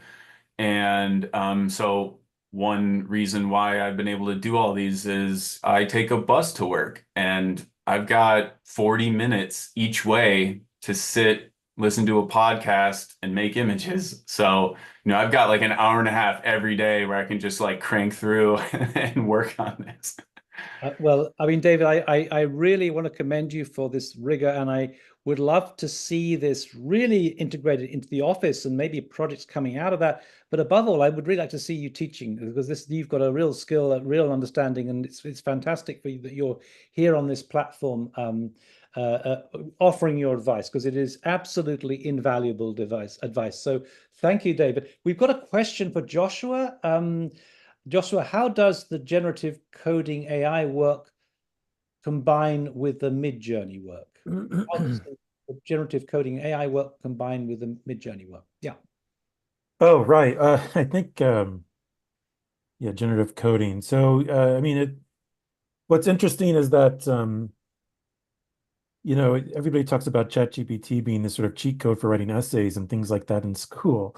But I actually found it really quite useful to help me with coding and user scripting.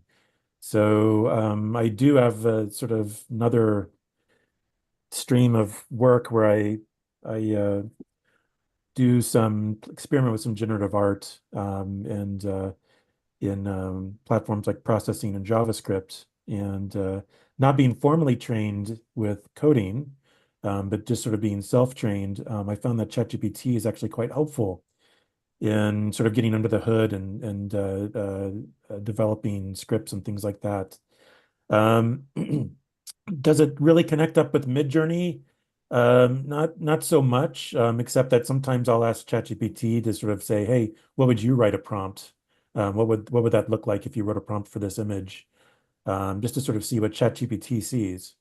All these models have been trained slightly differently, so you'll get different results. But I think that's kind of an interesting alternative is, again, these tools can be integrated in all sorts of in a variety of facets of our sort of workflows that we've already developed. So if I'm writing an end user script for, let's say, Rhino or Maya, ChatGPT can actually be quite helpful when it comes to those sorts of endeavors, right? But it doesn't necessarily connect up with MidJourney.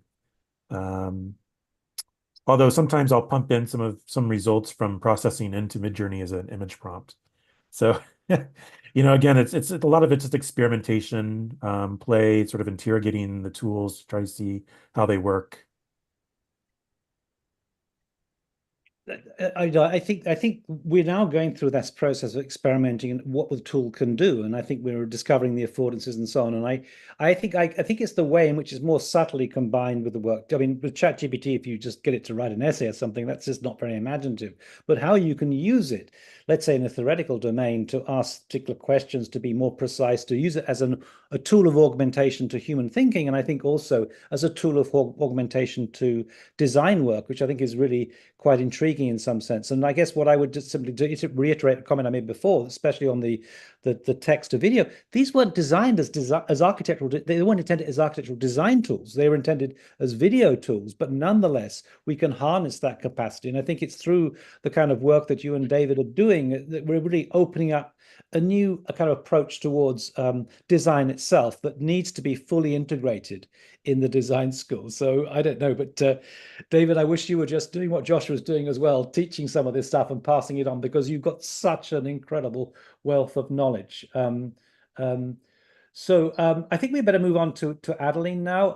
But just want to thank both of you so much. This has really been an astonishing contribution and a selfless contribution to help other people. That's really a remarkable thing in a world which has become far too selfish in many ways.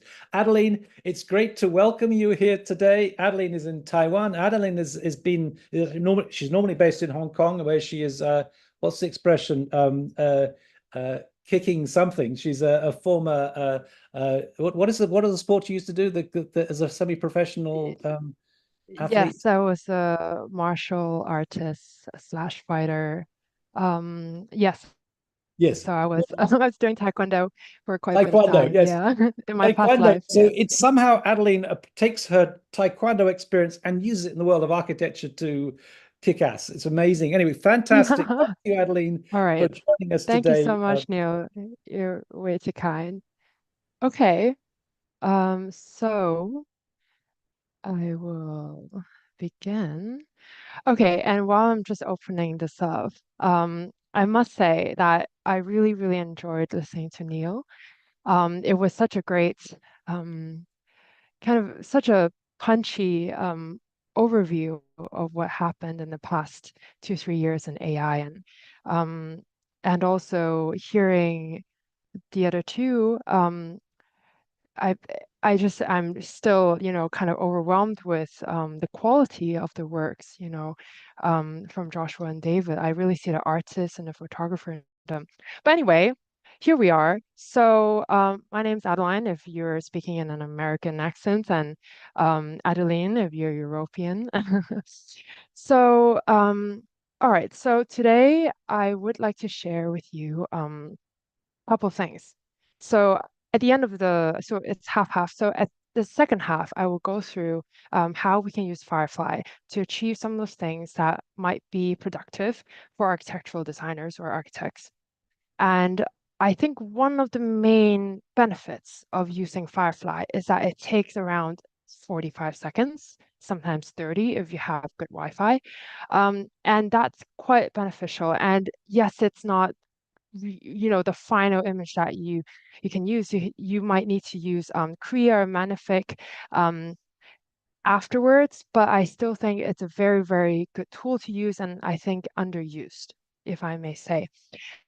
But in the first half, I would like to go through the business side, which is the thing I love so much about.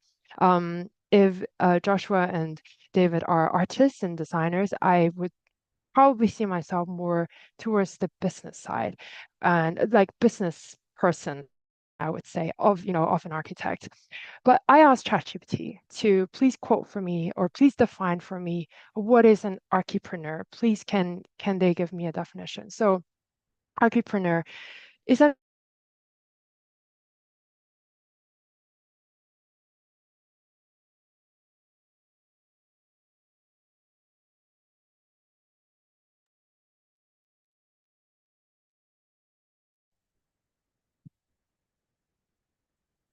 which is an architect who leverages artificial intelligence technologies alongside entrepreneurial skills to innovate and create new business opportunities. Now, this is what I'm interested in, and I think a lot of people are interested in as well, the business of AI business, and the design of AI and AI design. Because great, there's now AI, we can use it to design. How can we reap the rewards? How can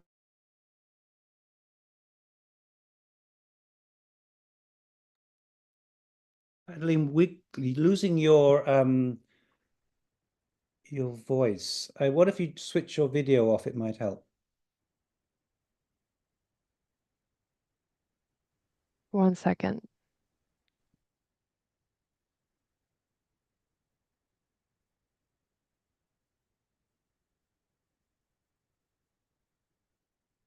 Okay, great. Okay, so perhaps I'll just repeat a little bit. What I was just trying to say, that I think it is on a lot of people's minds to leverage AI, not just in design, because at the end of the day, design is a consultancy business, is a consultancy service. I think we're all, as practitioners, really thinking about how AI can bring monetary value to our industry, especially when we know the pre-existing issues. For example, the working hours or the pay. And yeah, I'm not too shy to talk about that. And I think academics, like the professors, are also thinking about how to prepare students for the future. So I do believe that this is on most people's minds. So I think not a lot of people know about me. So please do allow me a couple seconds to introduce myself. So I am a registered architect. I was registered in the UK, but actually studied in Hong Kong, and I'm currently practicing in Hong Kong. Actually, I'm on the client side now, which I feel like fits me a lot more because I can really see it from the client side of things, like how do we want AI? And it's quite different to how when I was running my own company, when I was managing director, a director of my own company a couple of years ago, when I thought how the client wanted AI is different to how we want it right now, as a client. And apart from my day job, I also have a startup which is more on kind of like agency, as an agency and consultancy, leveraging AI, more like connecting AI consultants with other clients. And I'm also working on a couple of micro SaaS. So SaaS stands for software as a service. So some of them are in stealth mode, and I don't think I post enough. And I'm not too surprised if no one has heard of me. That's I'm a small potato. So I'm also affiliated with XKool. They're doing great stuff. Hong Kong is just right next to Shenzhen, and of course, I want to do as much collaboration with them as possible. So I love teaching whenever I get a chance. And thanks so much, Neil, again, for having me on. Whenever I get a chance, whenever people would bear the boredom of listening to me, I would love to talk about AI and how they can be used. And it's been amazing how recently I've been able to also talk to like luxury brands and institutions and even the housing authority in Hong Kong. Anyway, I just wanted to share something a little personal. How this came to me, and I think not going to bore anyone for too long, but basically I had a pivot point when I was a director of a small architectural company. My pivot point and was that my client began to use AI, and since I was trying to do concept work with him, I lost a client, but I gained a friend. He became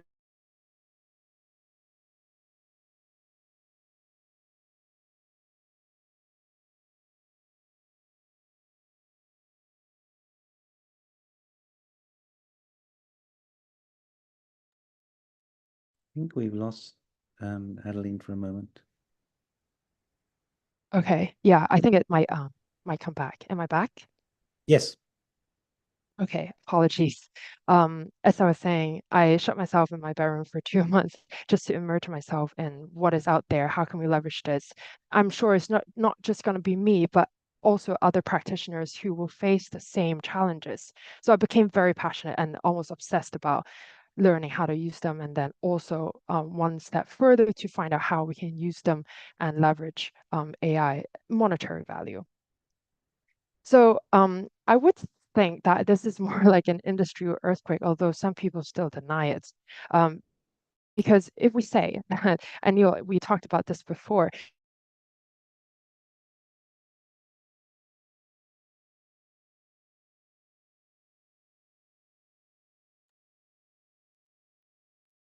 We've lost you again, Adeline.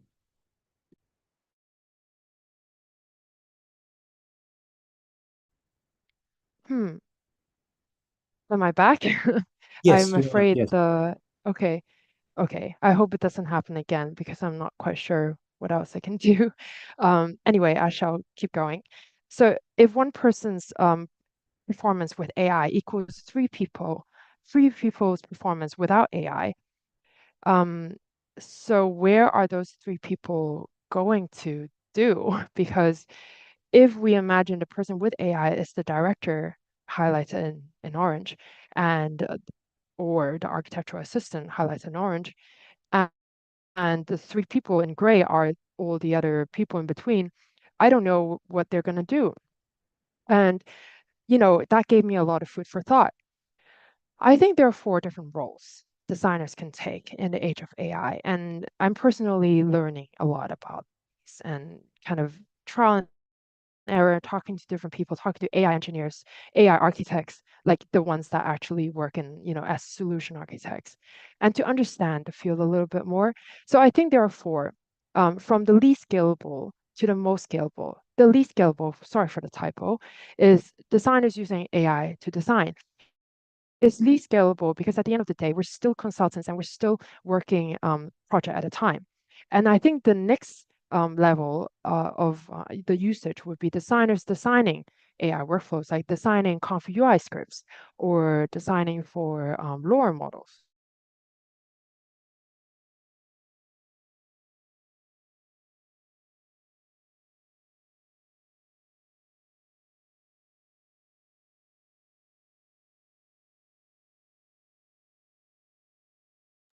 Adeline, we've Great. okay, you're back now. Okay. And then the most scalable way is designers building infrastructure for Gen AI Blue Oceans. And that's why I'm delving into the micro SaaS. Okay, so honestly, enough about me, but a little bit more about the industry, perhaps. Some reason it's blurry. All right. Freaked out for a second. Here we are. Okay, and I wanted to visualize what it means when we say that, okay, because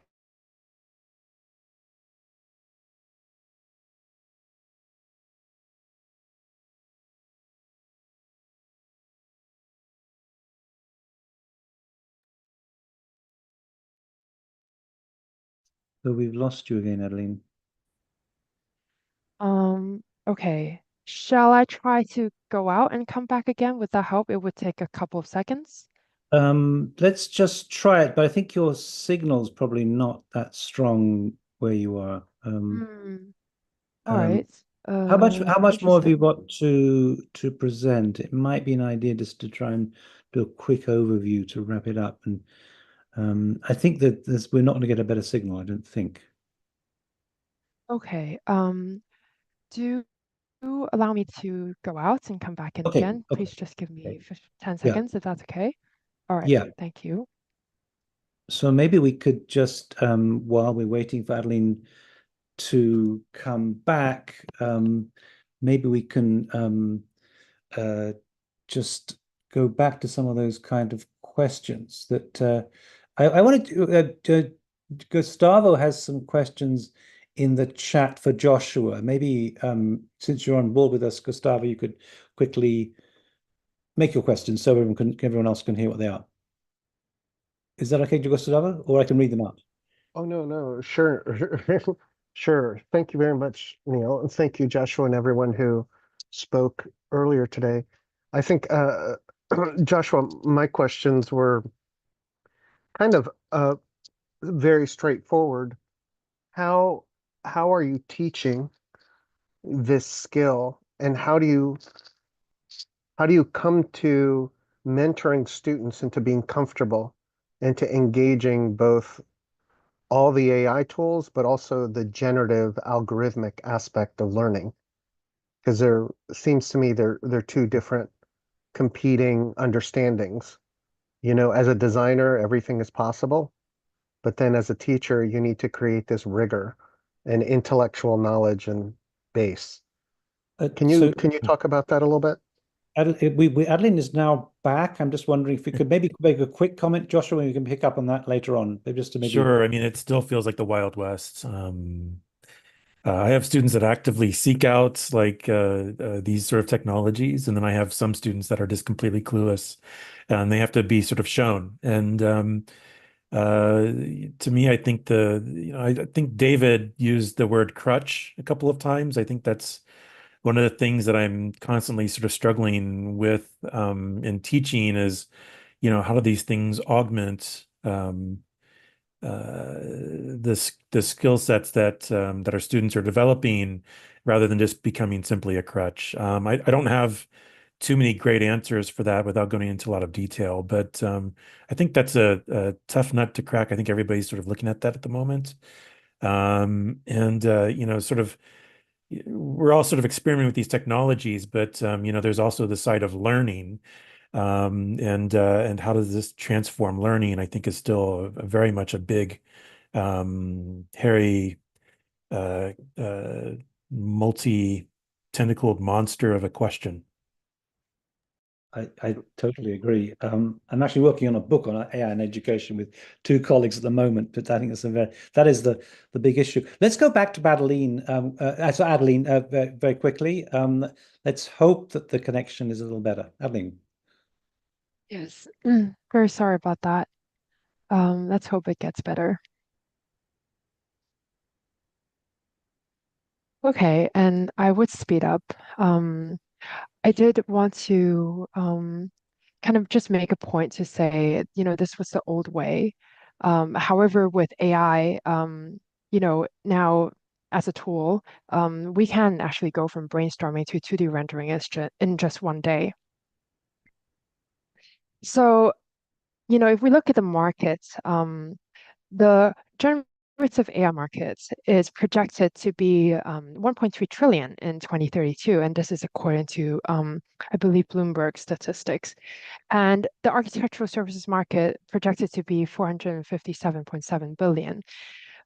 So just to compare these two, not to say, we should all just forget about architecture and go on to look into AI on its own, but rather I think it's worth seeing if we can leverage both of them and to see how we can, benefit from both markets. I think that would be amazing. So I think we had a very good view of MidJourney just now. And MidJourney is one of the tools that can help us in many different kinds of design.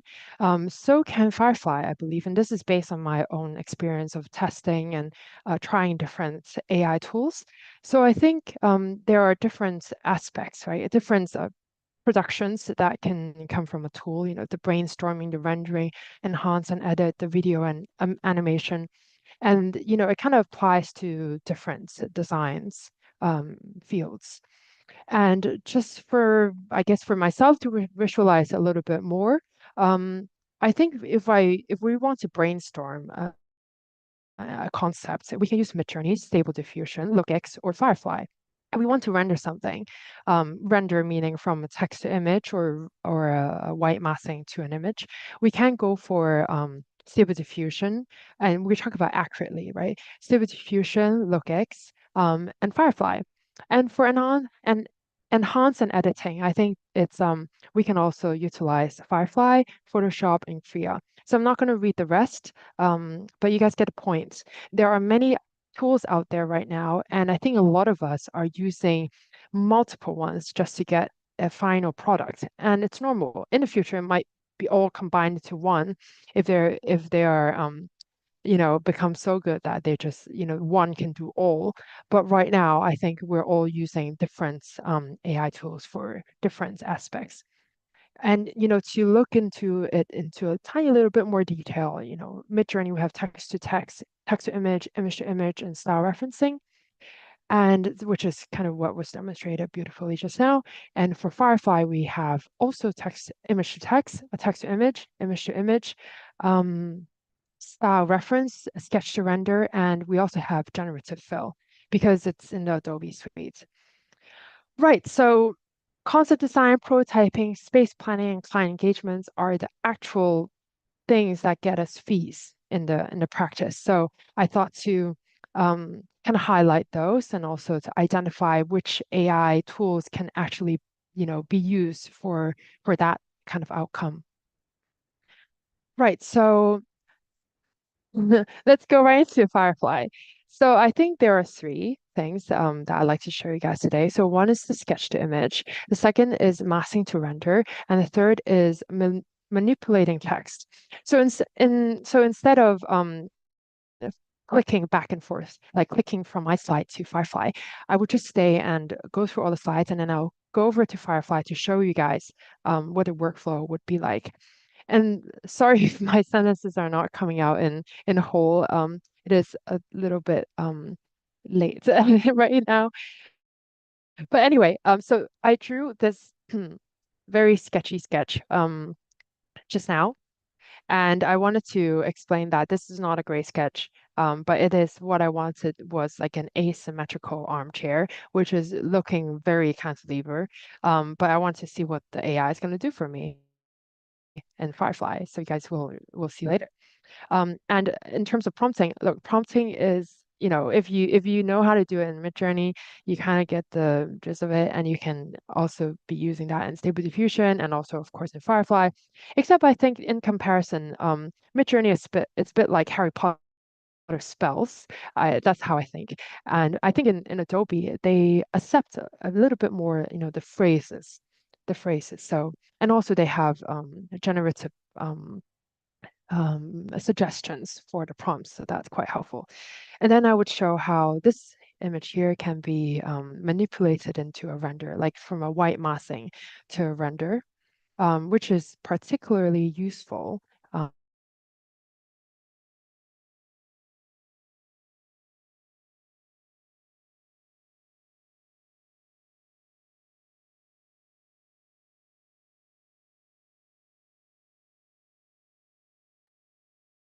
Yeah, so these are some of the previous images that I've done before, and I wanted to stress that this is more the workflow or the process that I wanted to showcase how this can be beneficial to designers because it takes 1 minute to do it from, if you have a reference, if you have a base image, it takes 1 minute. And if you have a client's meeting in 15 minutes and you haven't slept the night before and you just need to crank something out,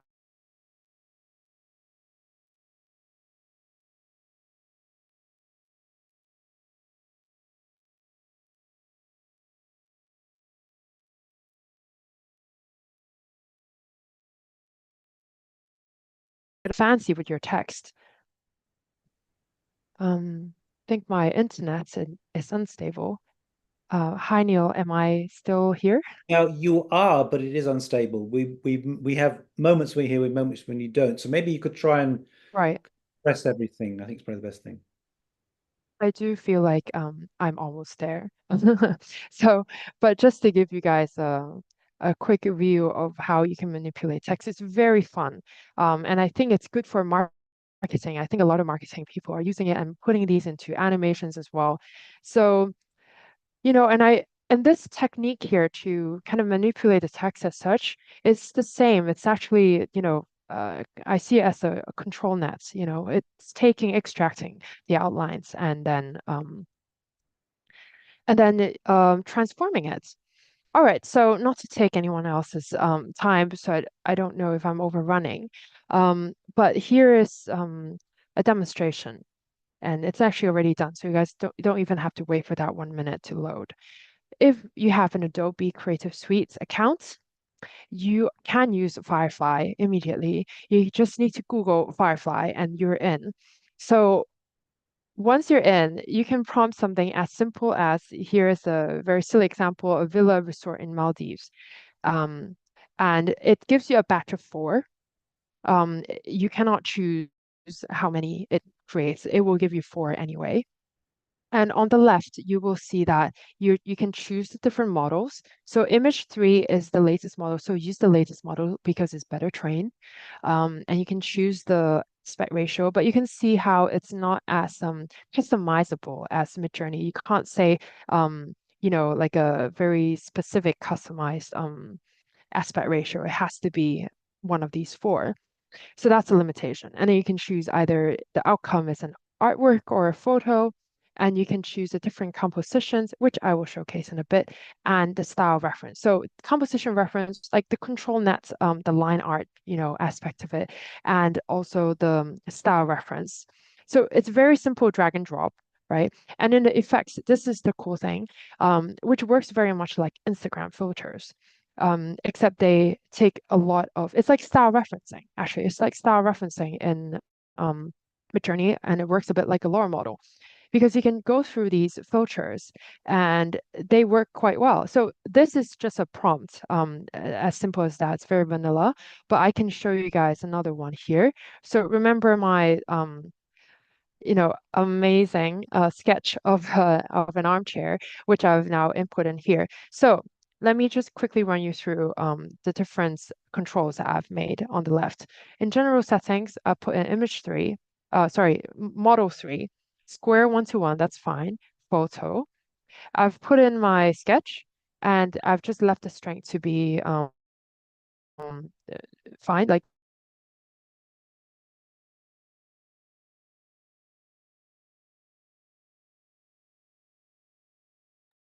We've lost you again, Adeline.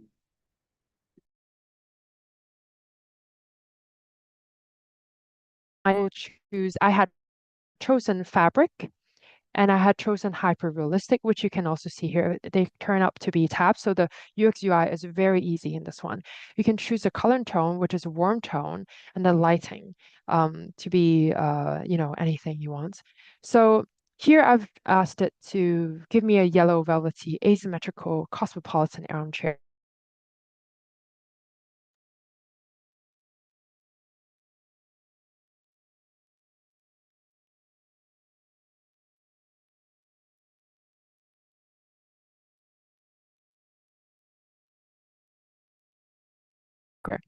Which I appreciate.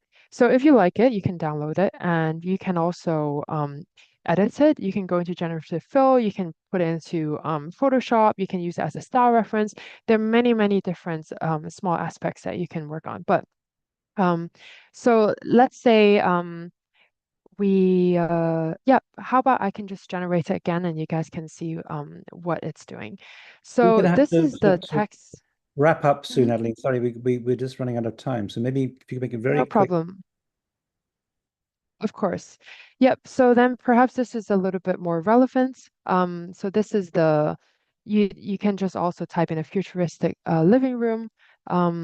So for example, here I've put in the massing model as a reference here. So if you're an interior designer and you have a reference, perhaps not as futuristic as this, but as something that a client wants, and you plug in those two references with a prompt that works well, and within minutes you can get a reference.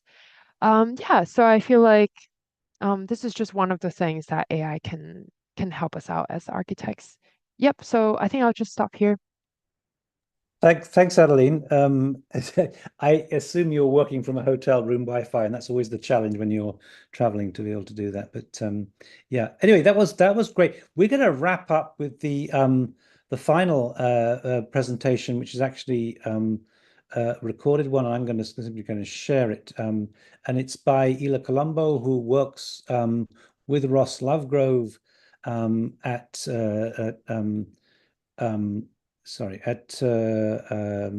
Dion in Dubai. So we're really spanning the world today. So this is Lila Colombo, and I hope you can hear.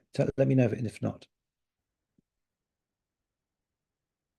Hi, Digital Futures. It's very nice to be here. I'm Ila Colombo, and I'm here with Rowan. Rowan is part of our Dion team here in Dubai, and we're going to run through together a few tweaks and settings for Stable Diffusion. Thank you, Neil, for having us and allowing us to participate to this Saturday session. We're very excited to show you this platform. I'm going to start sharing my screen.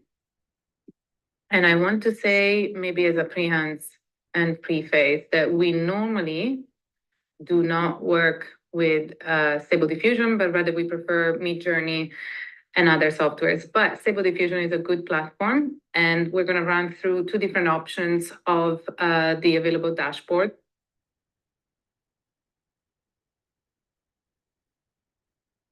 Oh, sorry. Something's happened here. My apologies. Let's start again.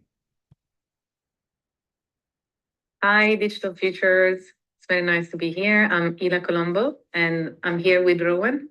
Rowan is part of our Dion team here in Dubai, and we're going to run through together a few tweaks and settings for Stable Diffusion.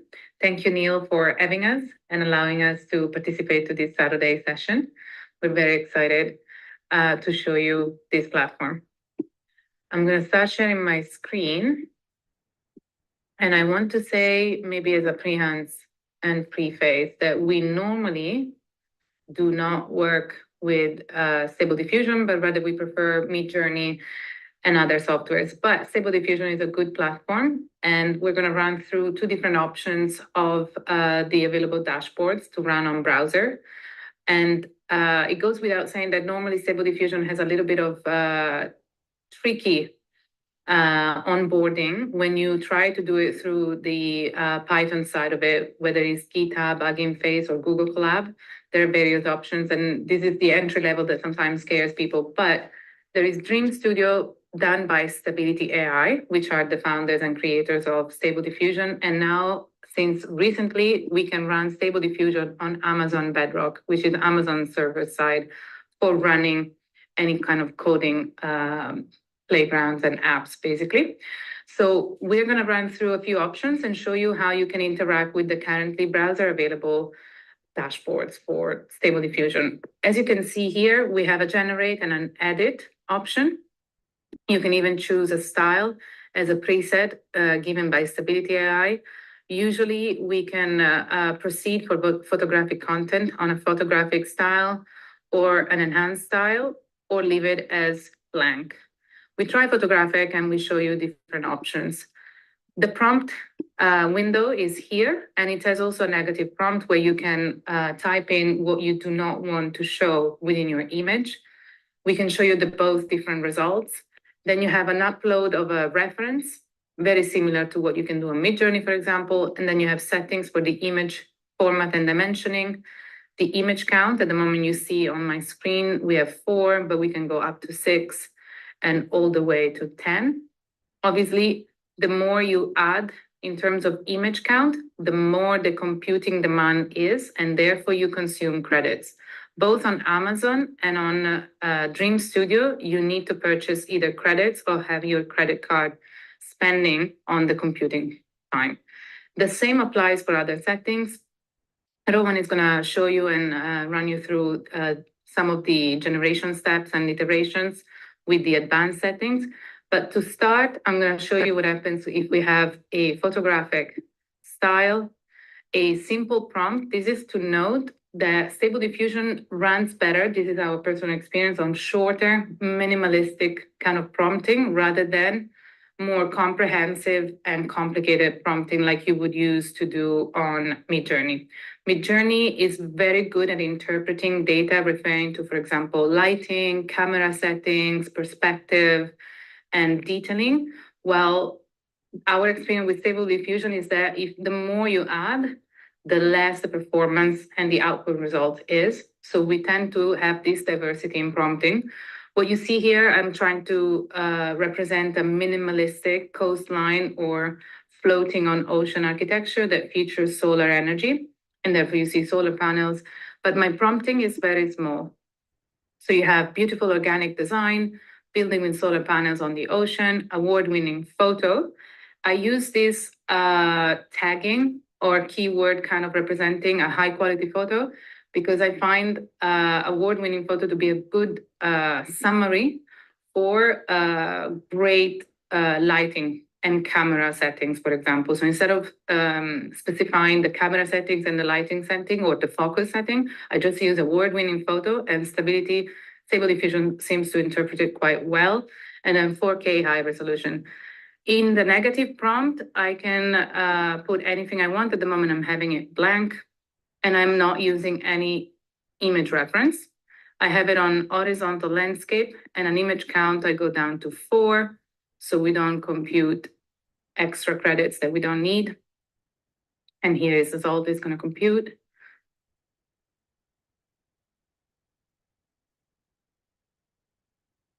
Obviously, we have a high generation steps number. Rowan, maybe you can open up a little bit about the generation steps. So it's taking a bit to compute.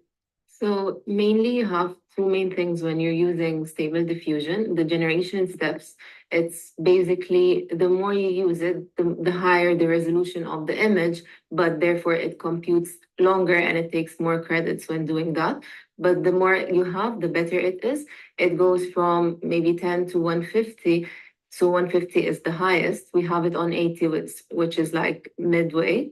And then you have the prompt strength. So the higher the prompt strength, the more it sticks to the prompt, the less it is, the more creative it gets with the imagery itself. So you have to play and tweak with these settings until you reach the desired outcome. Exactly. So prompt strength, as Rowan highlighted, is how much you want it to stick to the natural language used in the prompting. Is like the diversify or diversity setting in MidJourney. And you have two variables in MidJourney, but here you only have the prompt strength. At the moment, we have 10. We can go up to 30, and we're going to show you what happens. But these are pretty minimal good results. It doesn't show organic design. This is to be noted. And this is where the lack of interpretation of Stable Diffusion appears, if you want. And I'm going to show you what happens if I reduce the prompt even further, for example, and take away the resolution, and I take away the solar panels. It might show more of an organic architecture. This is because I don't know if it's part of the hierarchy of how the natural language in the prompt is interpreted, but this is what happens with Stability Diffusion model. You need to constantly tweak both your prompting and your settings to understand how to do it. So this one, for example, I reduced the prompt, is more fidel. We have an organic, beautiful design building on the ocean, and the image count is 4. and the image is quite it's quite good. So when you download the image, you can have an upscale option, and this increases the resolution and the fine detailing of the image. I'll show you what the result looks like when this computes. While this is computing, I wanted to show you what happens on Amazon Bedrock and also what happens with Stable Diffusion on product design, which we find to be the better fit. While MidJourney is better on architecture, you could argue that Stable Diffusion is really good on product design. And I don't know if it's part of how the training was made for the platform, but this is pretty good result. And between the options and actions on Amazon Bedrock, you have an edit. We tested only briefly, is not the best so far, but we can try to see what happens here. An elegant, golden, soft texture backrest of the chair. And let's run it. Basically, the edit with this kind of square crop out allows you to edit in image edit with a different prompt specific for that region. Now we can go back quickly to this one. This was not the upscaled, but this is the upscale. So you can see that it raised the definition of the texture on the building and the lighting. It's crisper, basically. Now I'm going to show you a different interpretation also for the same prompt in organic design as in applied to product.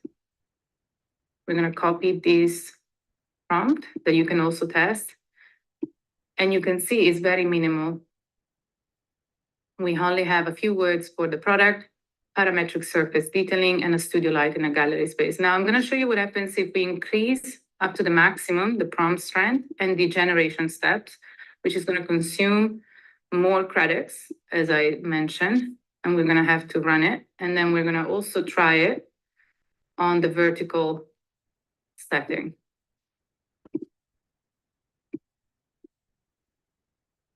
So as you can see, this is a faulty interpretation. It just created a golden image on the product. So this shows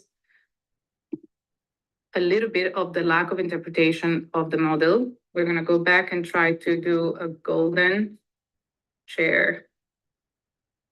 I'm going to put an organic golden chair. It's parametric surface detailing in a gallery space. Studio lighting. I have it on portrait. I'm going to put it on portrait because I think it works better. I'm going to raise the generation step to the maximum, and I'm going to raise the prompt strength. The seed is a variable that usually is set automatically on Stable Diffusion, but here you have a slide through bar on Amazon Bedrock. We can try to see what happens. So these are some of the results. You see the result compared to when I didn't increase the prompt strength. The result, you could arguably, it's a little bit better than when I raised the prompt strength. What happens when you strengthen the prompt variables, it tends to be more contrast image and darkish. This both happens in architecture and in product design visuals. We have no strict answer to that, but it's good to trial all of the platform and see what happens when you change the settings. And this is what happened on Amazon Bedrock. So it's pretty full on and extreme. But yes, this is the result. Rowan, you want to try with something as well and say a few things? Let's try. You want to try maybe architecture here? I want to try if it's going to show like the 3D printed texture. Okay. So maybe I can try something like that. Maybe on a column or something. Like not. Yeah, we try a lot of 3D printed objects because with Dion, we have a lot of 3D printed projects right now. You make it concrete.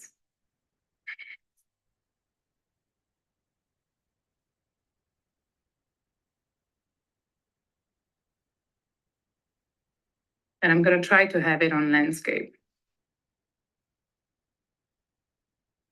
I'm going to reduce the prompt strength because I noticed that if it's stronger, the result is weaker somehow or not as good. And the generation steps, and I'm going to leave a blank on the seed.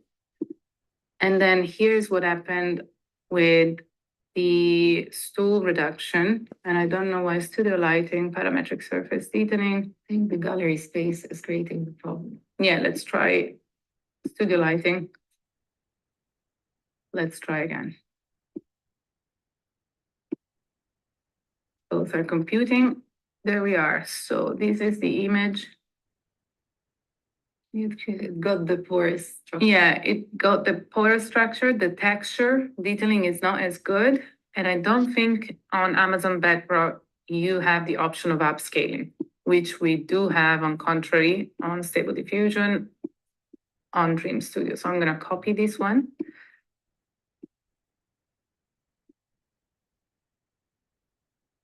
And I'm going to do it on landscape as well. Generation steps, I leave it on high. Maybe I go down to 80. No, it's still dark imagery. And then we're going to try some architecture, and we're going to try the negative prompting. So let's say a futuristic. Oh, hang on a minute. So porosity seems to like it. It's a very porous structure. It's not, you could argue it is concrete. So for example, this is quite cool. We can upscale the image and see what happens.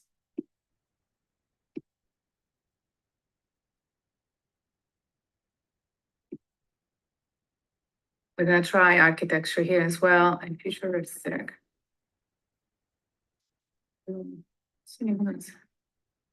Buildings in nature. Parametric. Concrete. I'm going to put medical center just to show you what happens. When you define the type of building in terms of scale, not just by saying large, small building, but also identifying a typology as in category, it seems to identify a little bit better the output and the final result. So this is our concrete texture. So as you can see, we've shown you a few options. It seems to be better at product design or close-ups or object-based kind of prompting and image result rather than architectural execution. Although this is not bad. So you see what we've done here is a very minimal short prompting. I'm going to close it and download it. We have a prompt strength of 15 over 30 and a generation steps of 110 over 50, 150. Now I'm going to try to do the same here. And I'm going to say the negative prompt, dark lighting. So what I'm hoping to do by putting this in opposition is that it's going to make a more exposed daylight kind of image and reduce the darkness. We're going to do one final. Yeah, so they're much lighter in lighting.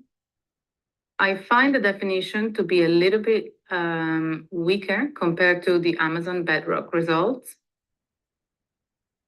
But the shorter the prompt, the better the execution. And then we can decide to upscale it.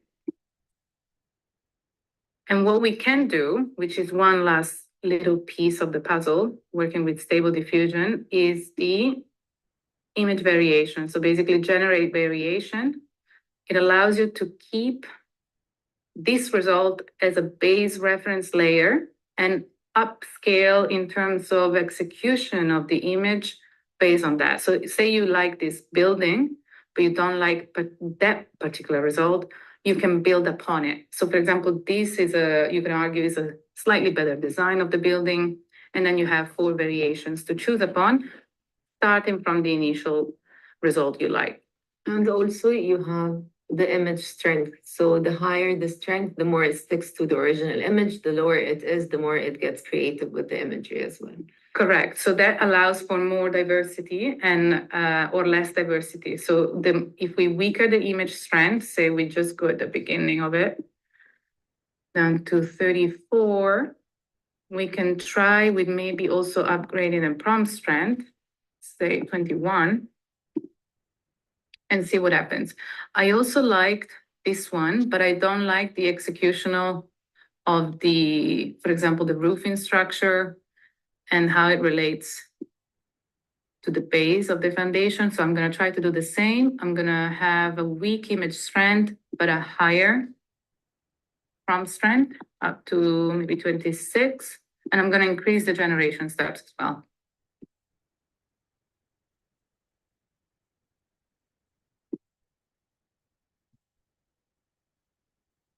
So it's trying different things.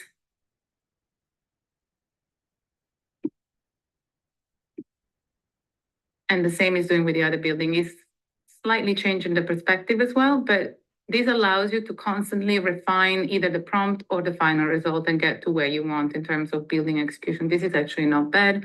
So for example, we can upscale this one, and then we can use the upscale as a new reference point to keep on refining. It's never a shortcut to just one prompt, one result. It's a constant refinement process, basically. So this is quite interesting. And you can go on like this way, refining more and more. Now on Amazon Bedrock, we had this building, and I think the actions generate variations. We can upload one of those ones we just generated. This one was the one on Amazon Bedrock.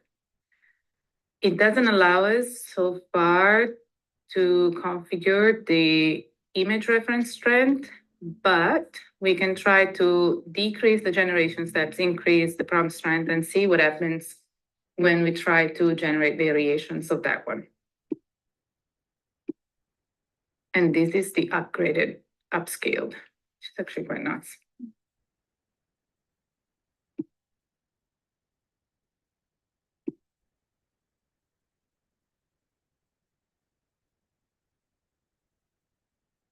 Okay, so what happened here? We can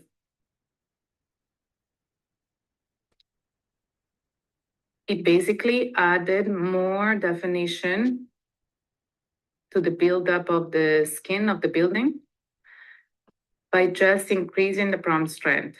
Everything else, I think, is pretty much the same, but what happens again with the prompt strength, the contrast of the image is more extreme. So the image loses a little bit in realism because it just goes darker in a way. And that is it for now. Thank you so much for following, and I hope this was helpful. Thank you, Hila. Terrifically helpful. I mean, these are obviously going to be recorded and uploaded onto our YouTube channel. Let's wrap up now. I just wanted to mention that tomorrow we have an astonishing event alongside this series of AI tutorials. There's also a series of doctoral consortium sessions on the theme of artificial general intelligence, the state where we reach where AI begins to perform as well as human beings on most viable tasks. It's quite an astonishing moment, and it's a very controversial issue. We kick off with Joshua Bach, who is one of the most interesting and insightful figures. Originally from East Germany, he's been part of the MIT Media Lab, part of Harvard. Now he's working on the West Coast, and that is part of the first in a series of sessions that go on for 6 weeks. He's followed up by Stuart Russell, who is one of the big figures in AI. He co-authored the most famous book, The Book on AI, and we are very delighted to have him also. We then get me providing a kind of background that should have gone at the beginning, but Joska had to go first. What is AGI exactly? We follow that up with a session with a number of figures from the world of architecture who are looking at AGI. Many of these have been worked on PhDs on the theme of AI itself. And including Smaro, who was here today live streaming. Then we follow up with Blaise Aguirre-Arcos, one of the most famous names in the field of AI. He certainly was one of the most active in terms of TED Talks early on in terms of image generation, and he's the guy who founded Google Artists and Machine Intelligence Group that has supported Refik Anadol and others. AGI, are we there yet? He thinks we are. Finally, we end up with Carl Friston, who is maybe the most famous of all of them. He's the top neuroscientist from the UK and one of the most cited scientists in the world. He's a neuroscientist by training, but also works in AI, and he'll be talking about the physics of sentience. So this will be an astonishing series. Not all the sessions starting at the same time, and please note that next week with Joshua Bark, or tomorrow rather, with Joshua Bark, we'll be starting at 12 noon EST, which is 2 hours later than our normal starting time, and also with Blaise Aguirre-Arcos, we'll be starting slightly late. But anyway, I just want to finish off then with our jingle and thank those incredibly generous contributions today to Joshua, to David, to Adeline, and to Ila. Really, I find this incredibly special that people are prepared to give their free time up to help others across the world. It's an incredible moment of solidarity and generosity. So thank you all. And thank you also to the Digital Futures team behind this, working behind, and especially those today who are part of this, to Sarah, who produced some of the visuals, to Samaro, who's live streaming, to Baveline, to Gustavo, and all the others who are part of the team itself. It is, as I always say, like an iceberg. What you see on the top is only 10%. There is a lot of work that goes on beneath the surface. Next Saturday, we carry on with the intermediate sessions, and then following that the advanced sessions. And meanwhile, on Sundays we have this series looking at artificial general intelligence, the doctoral consortium, which is operating at a very high level. But we have got some very, very impressive speakers. So thank you everyone for today. See you tomorrow and see you next Saturday. Thank you.